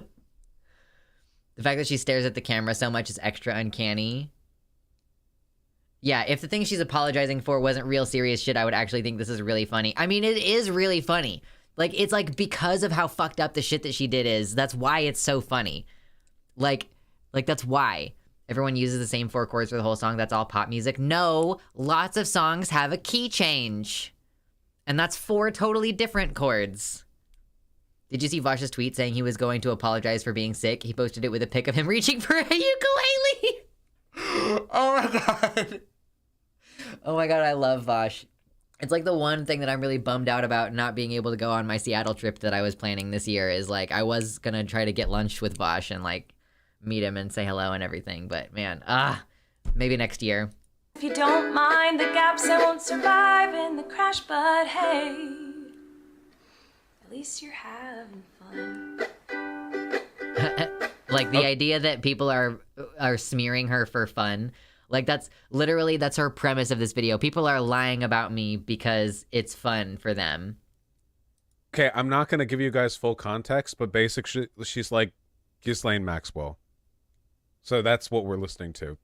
It's like if Ghislaine Maxwell was not impugned in the court system and was fighting in the court of public opinion. Oh my god. Hi everyone. I've been wanting to come online and talk to you about a few things. Even though my team has strongly advised me to not say what I want to say, I recently realized that they never said that I couldn't sing what I want to say. So. Oh my god, no. Oh my god, her lawyer said not to do this. Her lawyer said not to, and she's doing it. Oh my god. Oh my god, this is so embarrassing. This is so embarrassing. This is white woman cringe. I can't with this right now. Oh my god. Oh my god, she's pulling a Trump. Oh, wow. The team literally said shut up. Oh my god. Oh no, I missed that. I missed that the last time I watched this. Oh no. Yeah, lawyers hate clients that don't take their advice. It makes their job so much harder. Someone make a deep fake of Ghislaine Maxwell singing this. Oh god. This is so great. Me to my legal team every time I boot up a stream and have something to say about the online left. Oh my god. Me before the Thoughts Time stream. Said I shouldn't say this, but they didn't say I couldn't yell it. Yeah, true. I am, and today I only want to talk about the facts. Sure. So I hope that you'll be willing to listen. Here we go.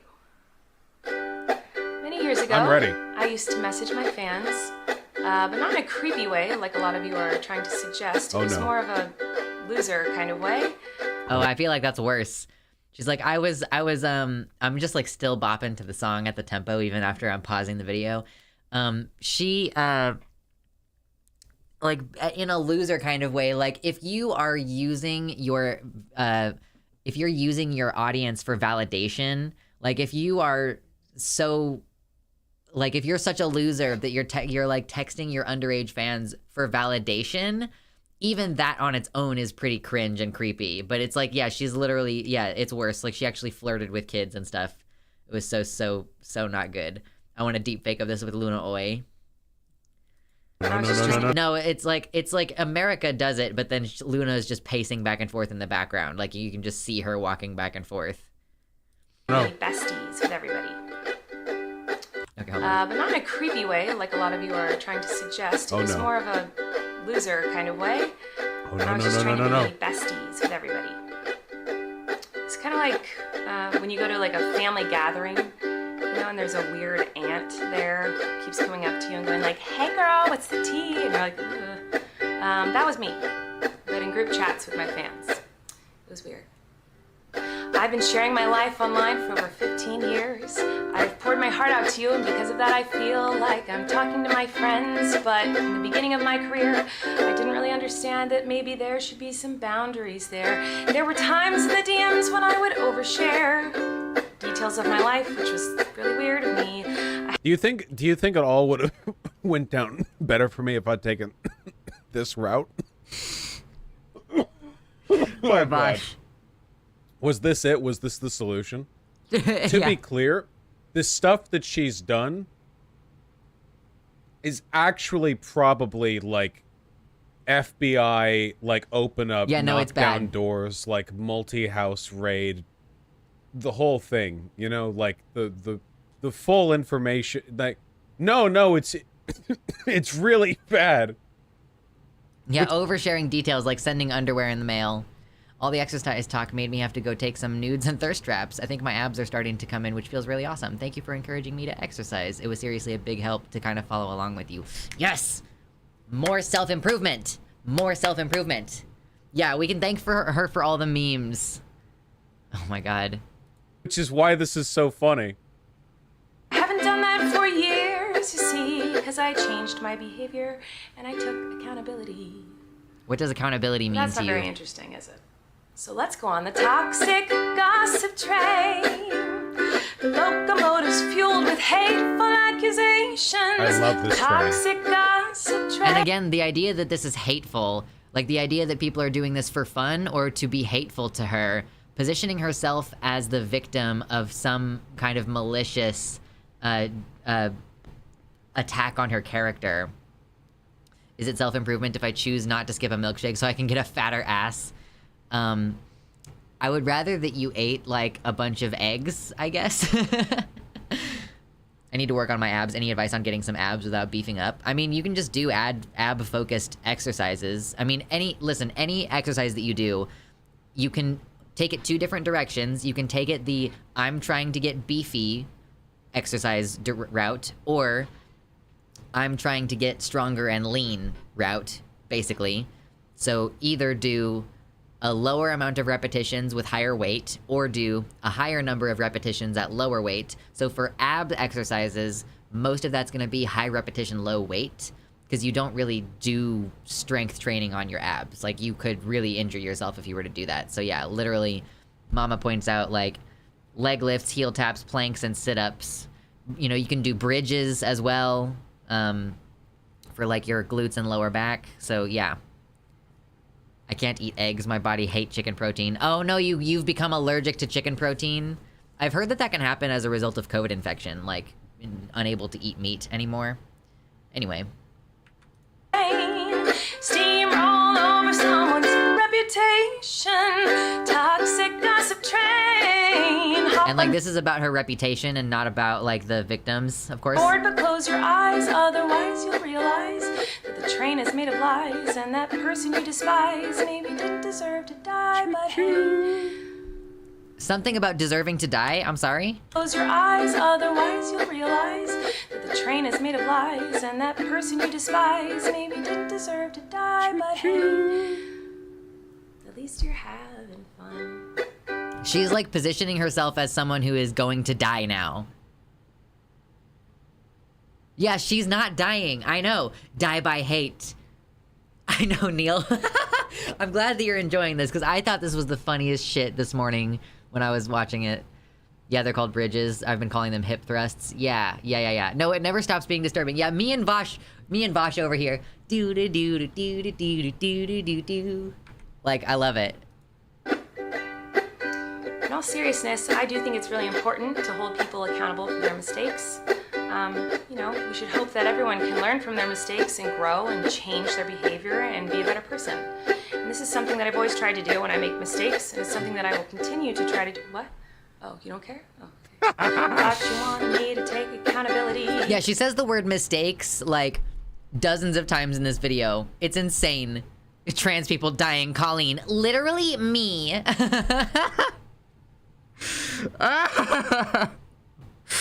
Oh my god, this is so stupid. But that's not the point of your mob mentality, is it? No. Yeah, if I was a woman, this would have been my response to every drama spat I would have gotten into online. Like, this would have happened like 40 or 50 times. Like, every time I have a disagreement. Please.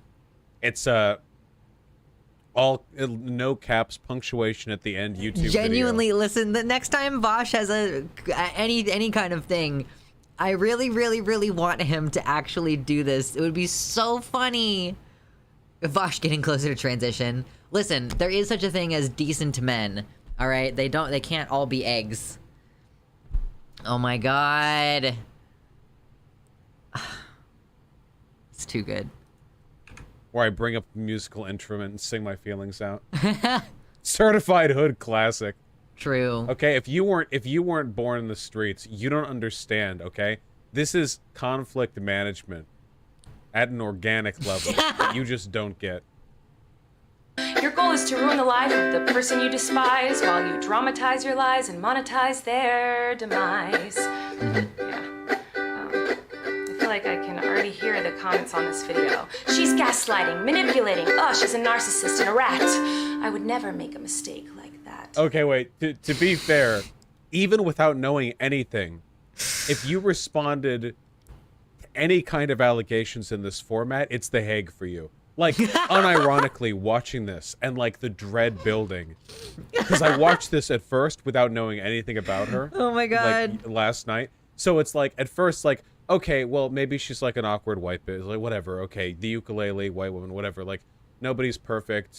Maybe she's just cringe. I don't know. But then, like, the mounting dread as you realize, even with no context, like, just from the apology video on its own, with no other information, 50 years in prison, you know? And not because it's cringe, because it's because it makes her look like a psychopath. Like, actually a psychopath.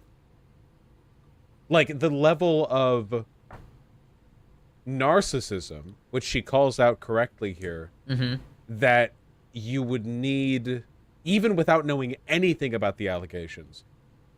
Someone in the chat said, play your ukulele in front of the international court. Narcissism or self-absorption or whatever that you would need to possess in order to think that this was a good idea. It betrays, especially for somebody who's been doing this for 15 years. She's had a Netflix show. Like, we're not dealing with, like, a youthful naivete here. Oh, I'm sorry, I didn't realize that all of you are perfect, so please criticize me.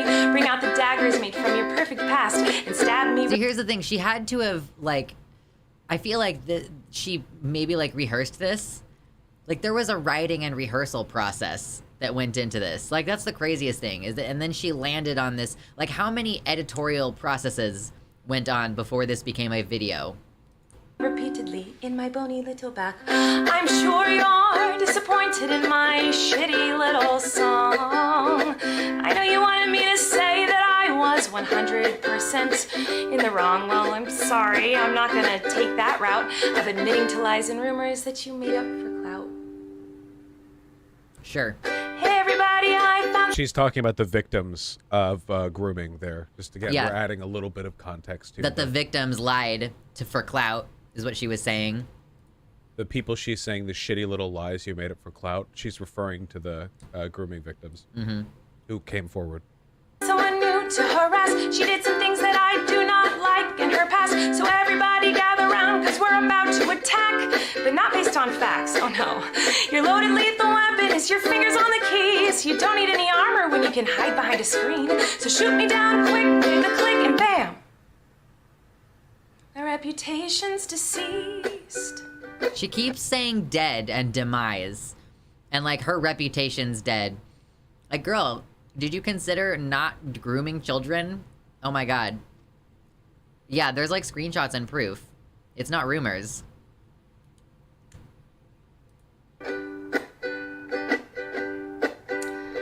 I also wanted to take a minute to talk about that girl Miranda sings. You know the one.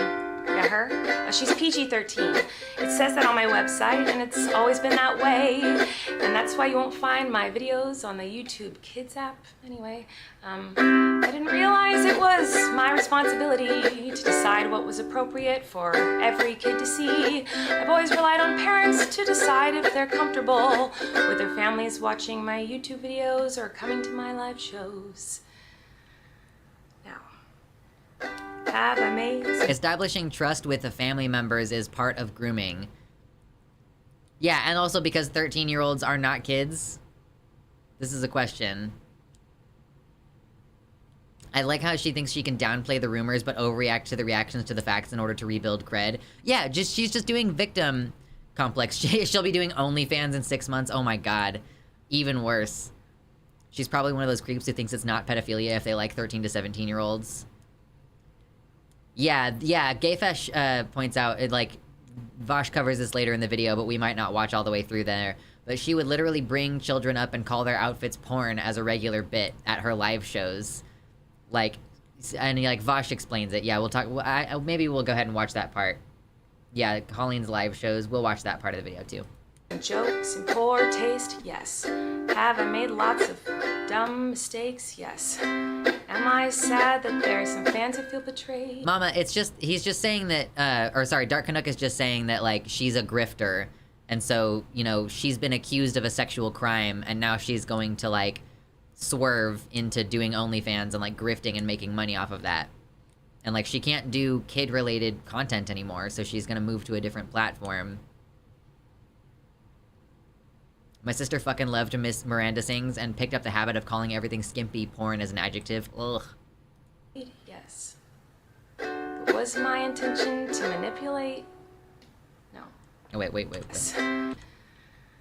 Now, have I made some jokes in poor taste? Yes. Have I made lots of dumb mistakes? Yes. Am I sad that there are some fans who feel betrayed? Yes.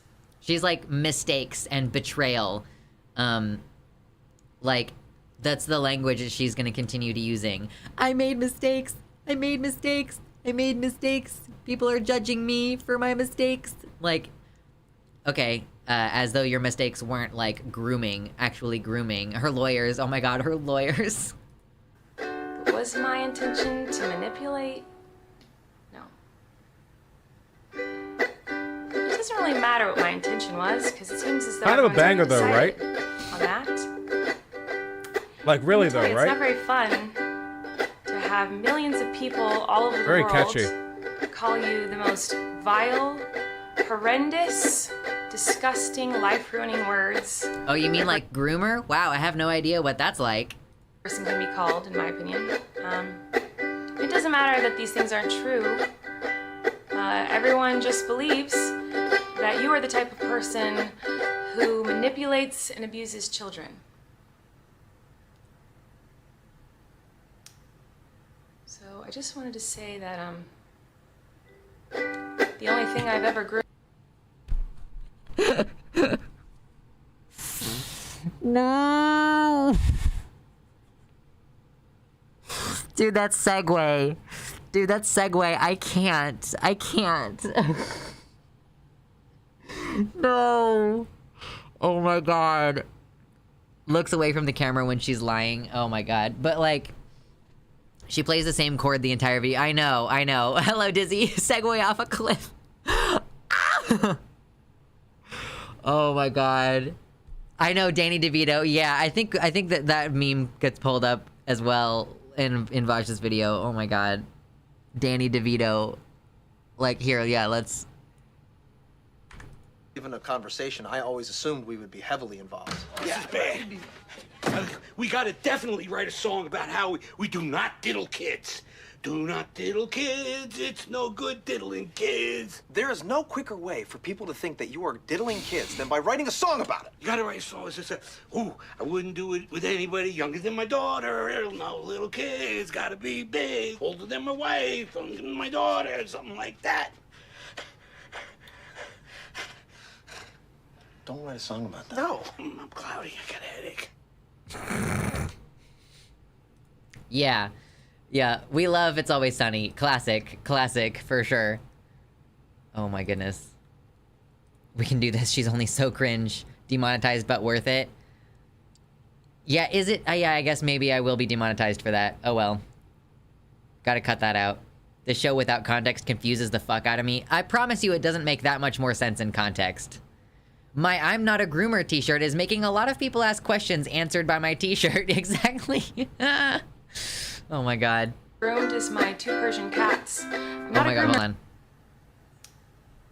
So I just wanted to say that the only thing I've ever groomed is my 2 Persian cats. I'm not a groomer. I'm just a loser who didn't understand I shouldn't respond to fans. And I'm not a predator, even though a lot of you think so, because 5 years ago I'm telling you, man, if this is the route that I had taken, everything would have played out different. You grew, you zoophile, whatever.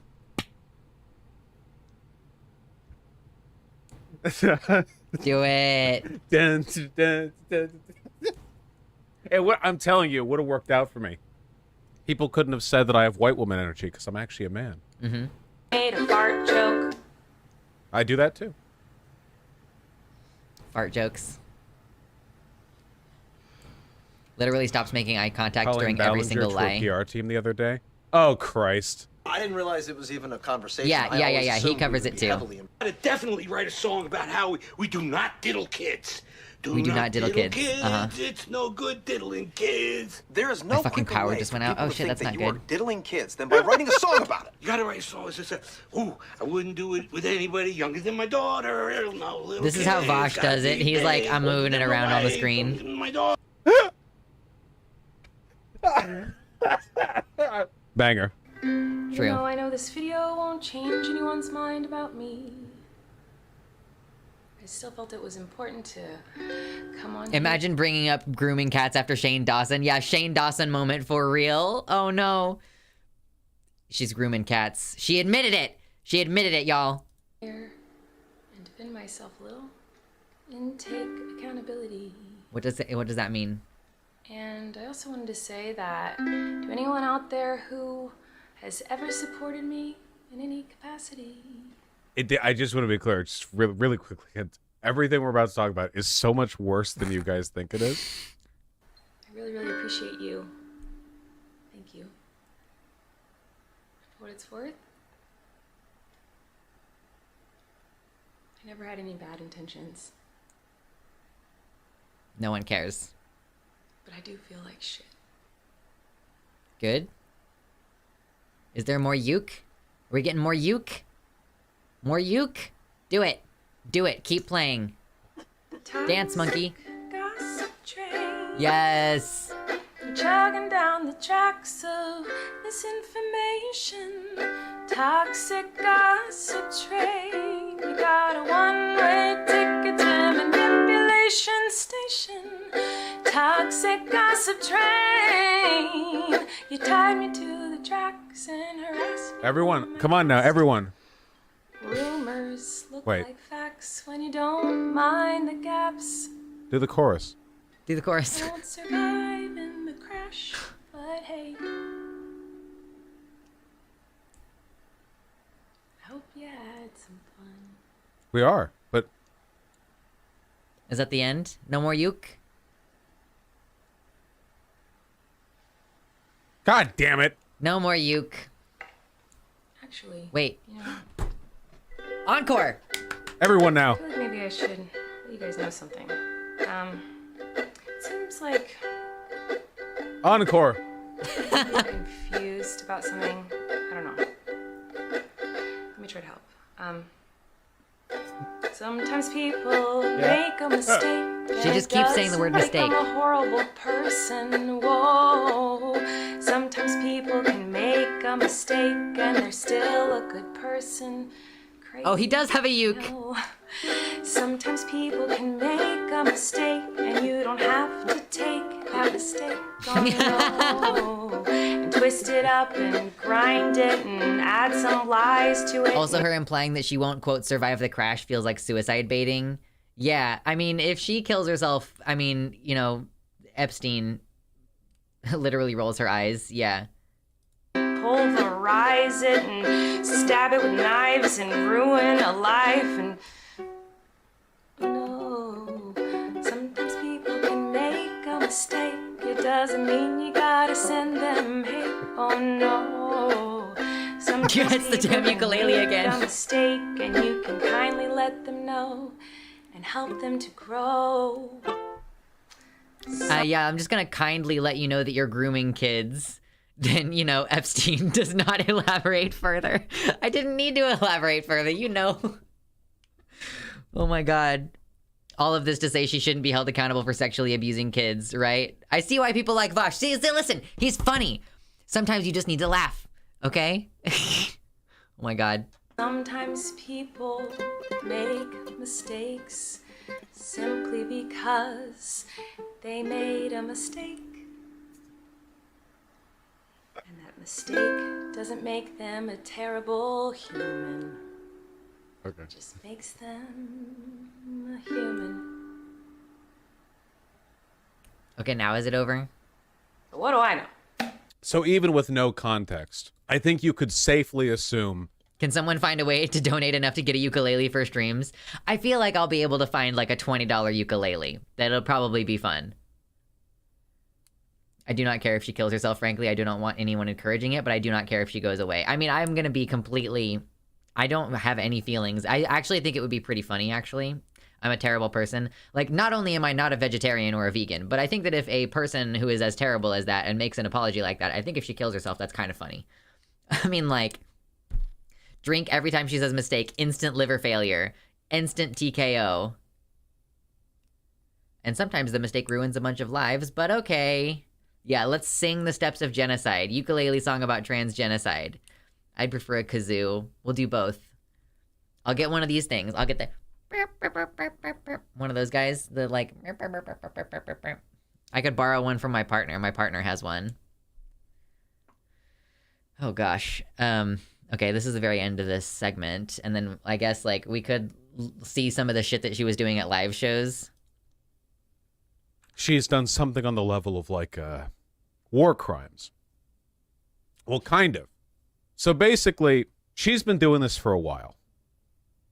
She's been doing the content circuit for, like,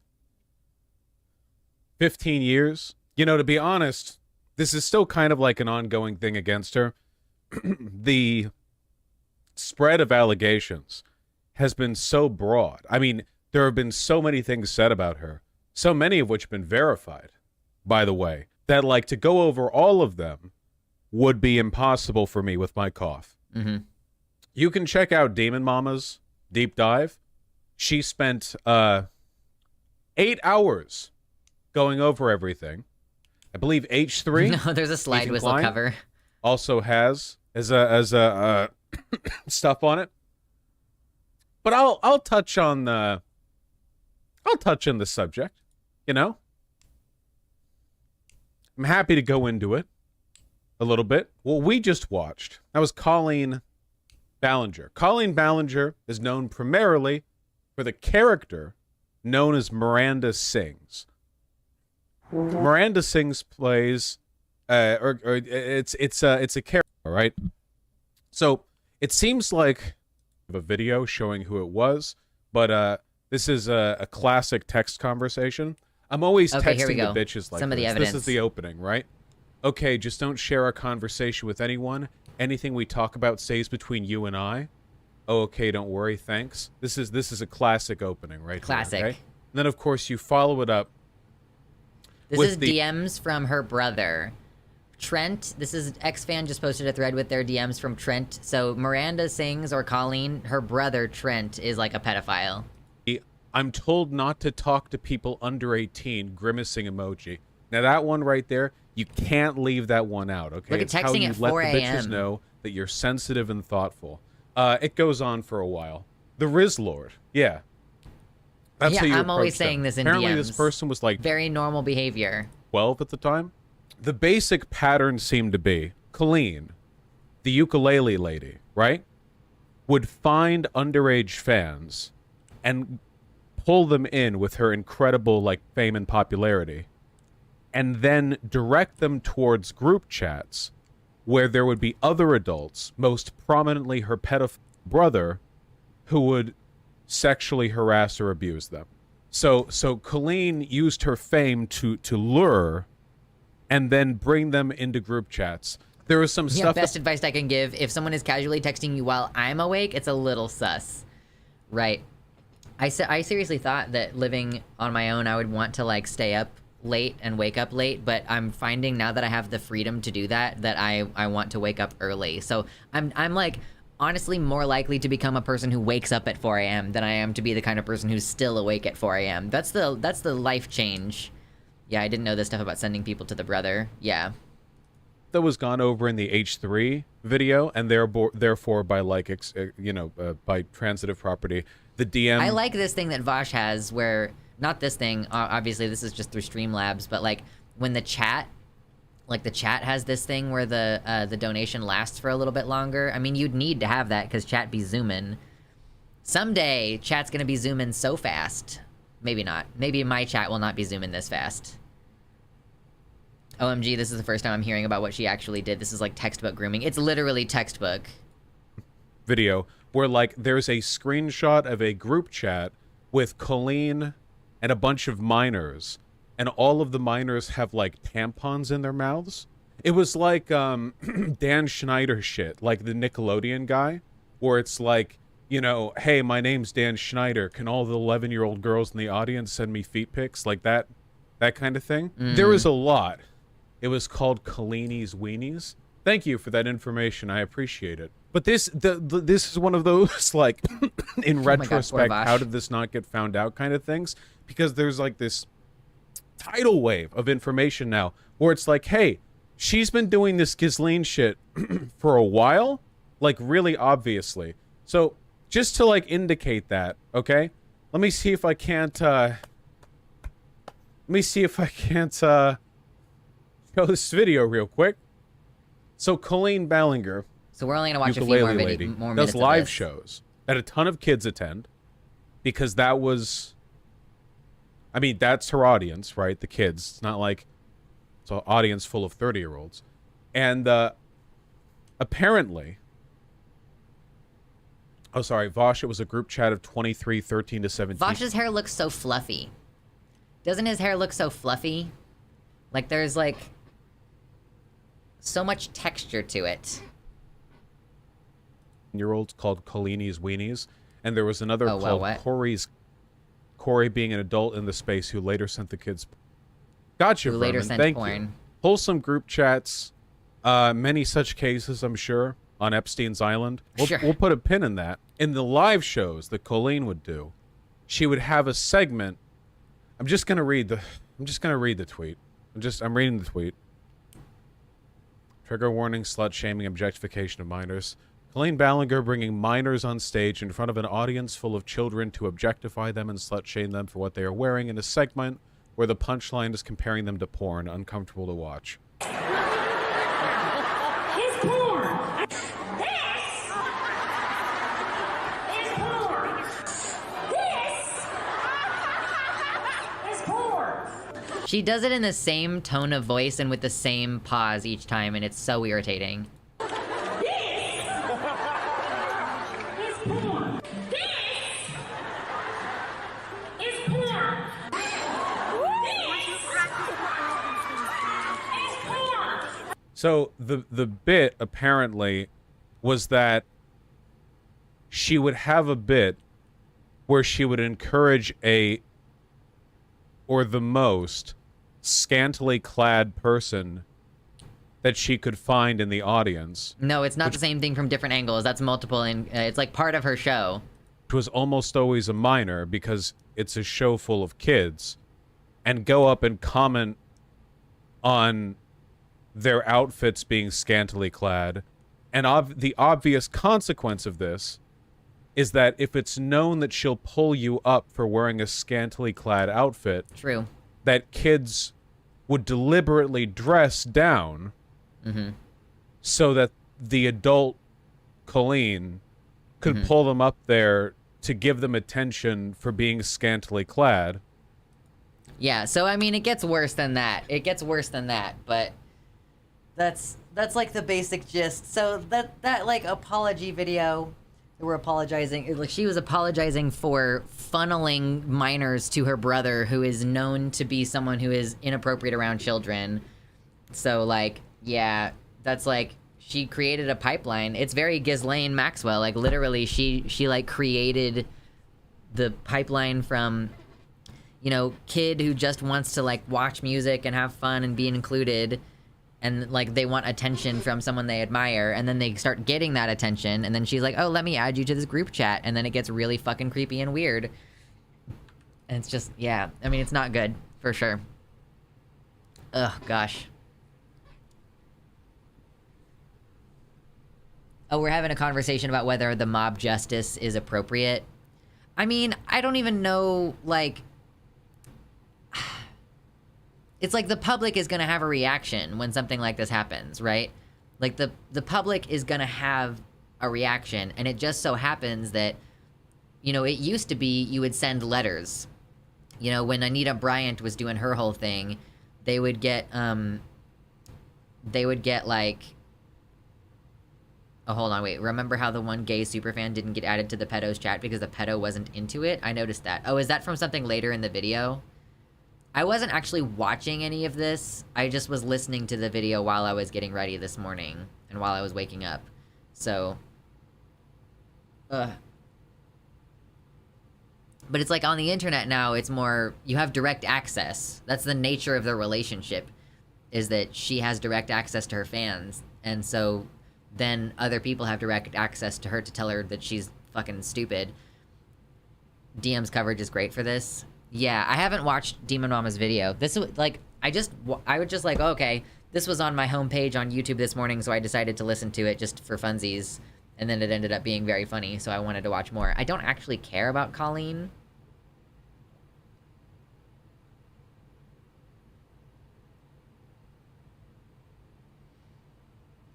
It's in 2 parts. The Demon Mama thing?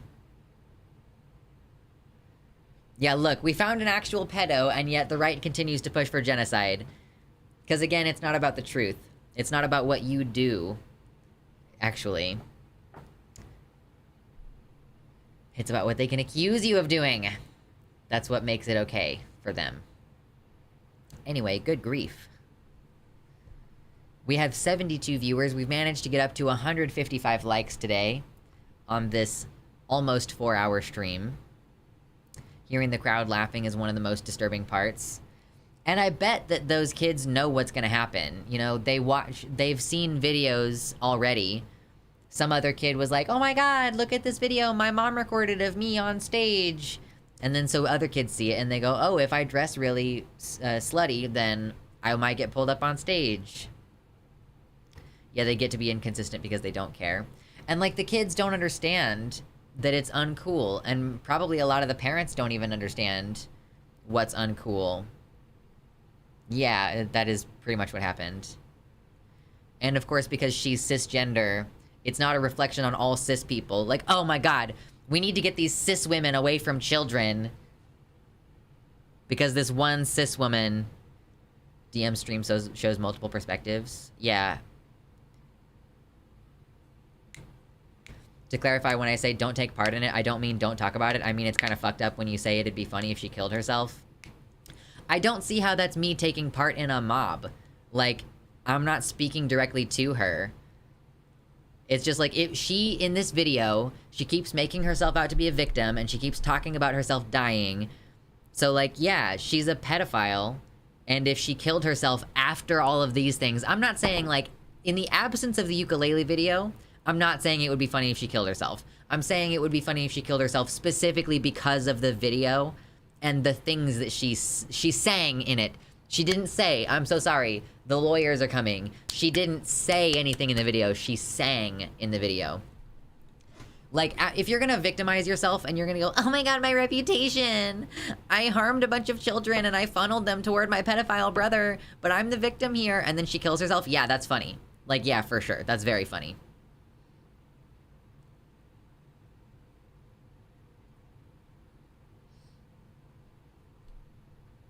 Yeah, this is the Demon Mama thing. Yeah, I'm aware. First of all, I'm aware of the fact that Demon Mama posted these videos, and I am subscribed to her. I will definitely be able to find it when I'm ready to sit down and watch it. I don't know, like, do I care to sit down and watch it, really? Not really. Colleen literally, personally told at least one of the people who came out about harassment to dress skimpy in order to get picked on for the stage. Yeah. Like, so she was directly telling people that they would get attention from her if they dressed scantily. Isn't that basically what Shane Dawson was doing during his live shows? Like, Shane Dawson during his live shows. Hey, Luxander, when are we gonna get DM-length streams? My streams are longer when I have something to react to. Like, we've already gotten an extra hour. I was starting to feel tired an hour ago, and I ended up getting a little bit of extra time out of it because we can respond to stream. Like, if I react to something, then I can rest my voice, you know? So react streams go longer. Not unless you have a clear head, it gets heavy. Yeah. I did not have any experiences being sexualized outside of what is considered kind of normal, I guess, as a teenager. I was not like, I was never groomed or sexually assaulted or any, well, I was sexually assaulted, but not in a way that was particularly scarring. Yeah.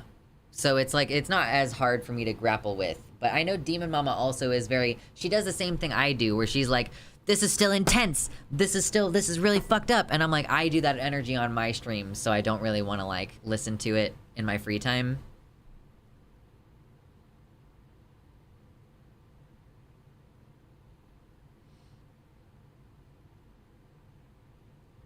The chat was livid. Unsurprising.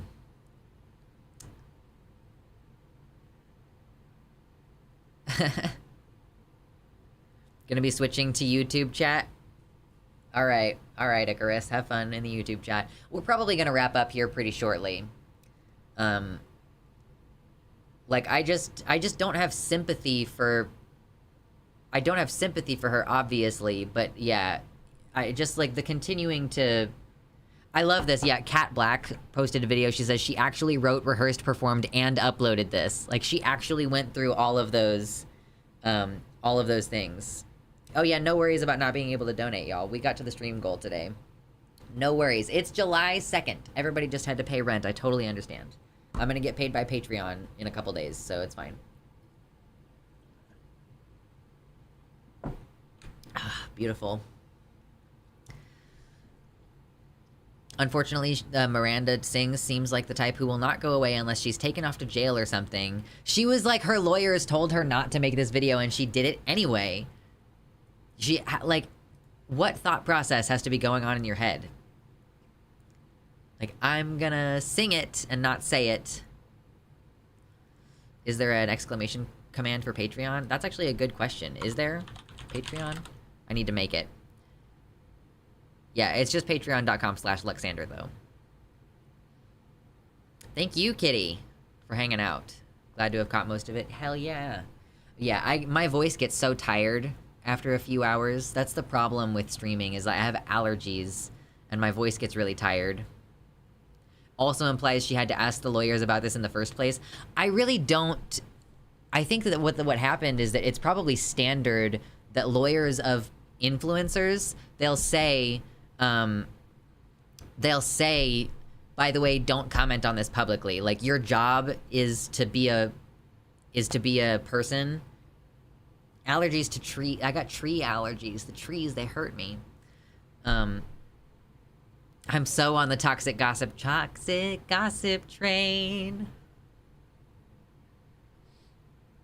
I'm sure that, yeah, that it's part of the package. If you're representing an influencer, they probably say, by the way, I understand that your job is to, you know, make videos and stuff, but don't comment on the case publicly. I'm sure it's part of the package. And she just fucking did it anyway.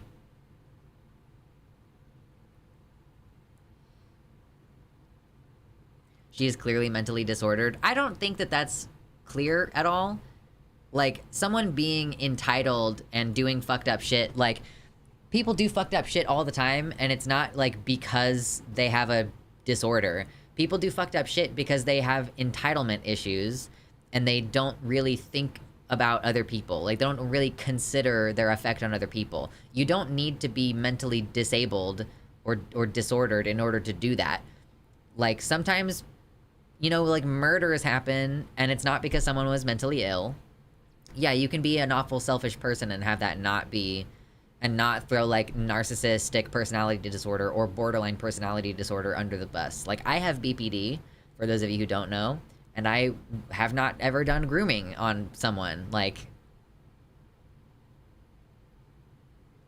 I know several people with NPD who are not abusive at all. Yeah.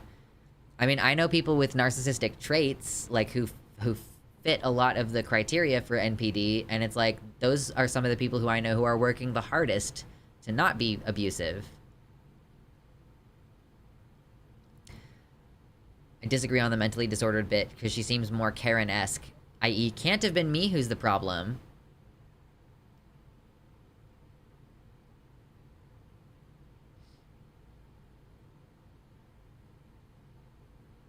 The entire idea that evil equals disability is mostly just people promoting ableism who want to connect disabilities to crime so they can justify their ableism.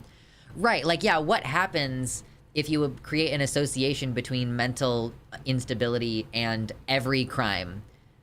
Like, you're creating an association between, like, all crime is being explained somehow by mental disability. Or, like, yeah, mental disorders most likely put you on the abused side. Like, you're literally more likely to be abused. And being accused of being an abuser is one of the ways that you can exercise control over someone with like, a mental disorder or mental illness. I also have BPD, and I was so pissed off when Amber Heard tried to use it as a defense. As I understand it, once the case was resolved, a lot more information came to light that made a bunch of Amber Heard haters look like fucking idiots. So correct me if I'm wrong on that, by the way. Is that what happened, everybody? Everybody was like, oh my god, Amber Heard is making up all this shit. But then after the case resolved, a bunch of details came out that made it very clear that she was responding to abuse. And like, yeah, sometimes when you're being abused, you do fucked up crazy shit too. Like, I've been in like difficult emotional situations where I would say that like there are like emotional abuse things happening to me. And I look back on my behavior and I'm like, wow, I acted crazy. But it's like, I was acting crazy because I was being manipulated, you know? There was probably some reactive abuse happening there. I don't think that a reaction to abuse, like, even, like, behaviors that you would normally call abusive, I don't think that you can qualify it as abuse if it's, like, the person retaliating. Sorry, y'all, but the cops are bastards includes Baltimore Police Department. No more BPD apologia! Could we cover that? IDK probably not worthwhile. Yeah, I don't really have any desire to watch the Amber Heard Johnny Depp thing, but I really didn't want to be involved. Everyone whose judgment I trust, who has actually looked into the evidence in the Heard Depp thing, said that Heard was the victim, but I haven't looked into it myself personally. Right. I just wanted to say Sarah Z's Panopticon video permanently changed my perspective on this kind of thing. It doesn't matter how good you think your judgment is. If you're not qualified to make that judgment, you should keep it between you and your friends and peers. Sure. I mean, yeah, you can have that opinion. Yeah, you don't call striking back physical abuse. TLDR, what I saw was two horrible people for different reasons, but Depp by far was the abuser. Yeah, my partner tried to talk to me about it at the time, and I was like, I don't fucking care about this. You know, the Amber Heard thing, like, because, I mean, I kind of felt on some level like Amber Heard was being villainized, but it's hard to prove that, and, like, arguing with people about it is difficult, and I was mostly just like, yeah, a bunch of people I know have been duped into caring about this thing that has nothing to fucking do with any of us, like, the idea that you had to have an opinion and that everywhere on the internet, they were trying to push it on you. And it's like, yeah, I don't give a shit about this. And then, again, after the case was concluded, then a bunch of additional evidence was no longer under protection information. And I was like, yeah, it seems like from everything I can see here that, oh, it turns out that there was more context. Manufactured public interest. Yeah, like, it was being pushed everywhere. All over the place.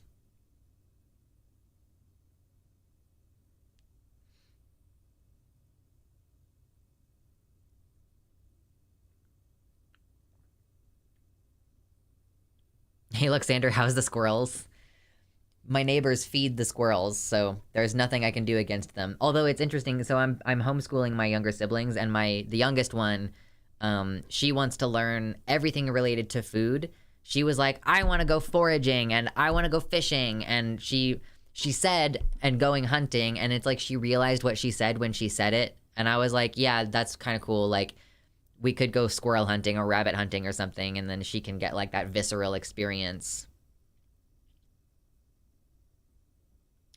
I was reading up on abuse, and the resources I found explained how in most circumstances, even though there are often two people being toxic, there is usually one who controls the dynamic, and that person is the abuser.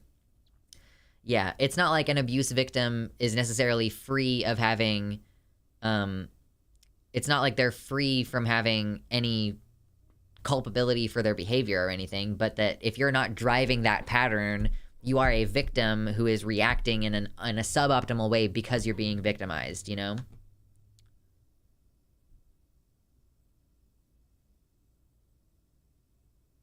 Question, when you plan to wrap up, will you raid? Because I got a target for you.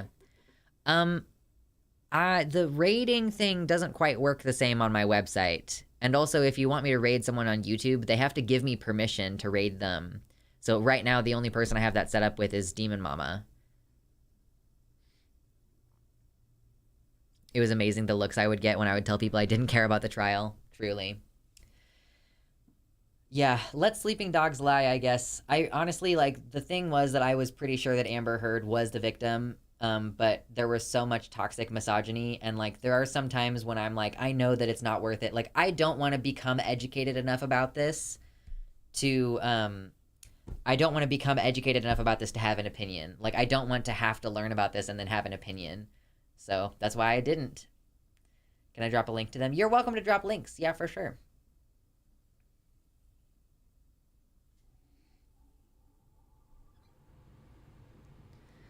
But yeah, I think I'm ready to wrap up here in a bit, and I'm gonna make myself some food. The question is, do I make chicken noodle soup like we were talking about earlier, or do I make curry? Curry. I don't think you can raid into my cam sessions. No, I doubt it. Take some votes, y'all. Should I make curry? Or soup? Oh, Xanderhall. Xanderhall doesn't need me to raid him. He's doing great. He doesn't need the raid, but I'm glad that he's up and doing well. Yeah. Yes, Lux, we did cover Colleen. We covered the ukulele video. Hey, Slaps Hungry Bears, thank you so much for the gifted sub, gifted to XLR, and says, have fun. Thank you. Thank you for your dono. I appreciate you. Soup. Everybody says soup. Put the curry in the soup. I could make a curry soup. That's true. Yeah. Raids are possible on Twitter now. Or, I mean, on YouTube now, but they're weird. Anyway, thank you all so much for hanging out with me today. I hope that you enjoyed. We took a little bit of a break from the seriousness. We talked about some seriousness, and then we had some fun. So fun is good. I would say soup. You said it got crazy hot last time you made curry in the day. Well, soup is going to be hot as well, because it's going to be... I'm going to have to cook with heat. You know, that's the problem. But, yeah. Anyway, good night. We will see you. Am I going to stream tomorrow? No, I will stream on Tuesday at 5 p.m. Central Time. Yes, Slaps Hungry Bears. Do you have a comment? I'm a yeet to Zan. Yeah, tell him I say hi if you want. That's for sure. He's great. VODs when? VODs are public on the channel now. I haven't gone through and posted all the old ones, but at the end of every stream, they go live now on the channel. So you can see them, and I gotta go back and, like, re-upload all the old ones. But, yeah. That'll be done soon. So, alright. Good night, everybody. Enjoy. Eat well. Sleep well. Get some exercise. Touch grass, etc. And we'll see you on Tuesday.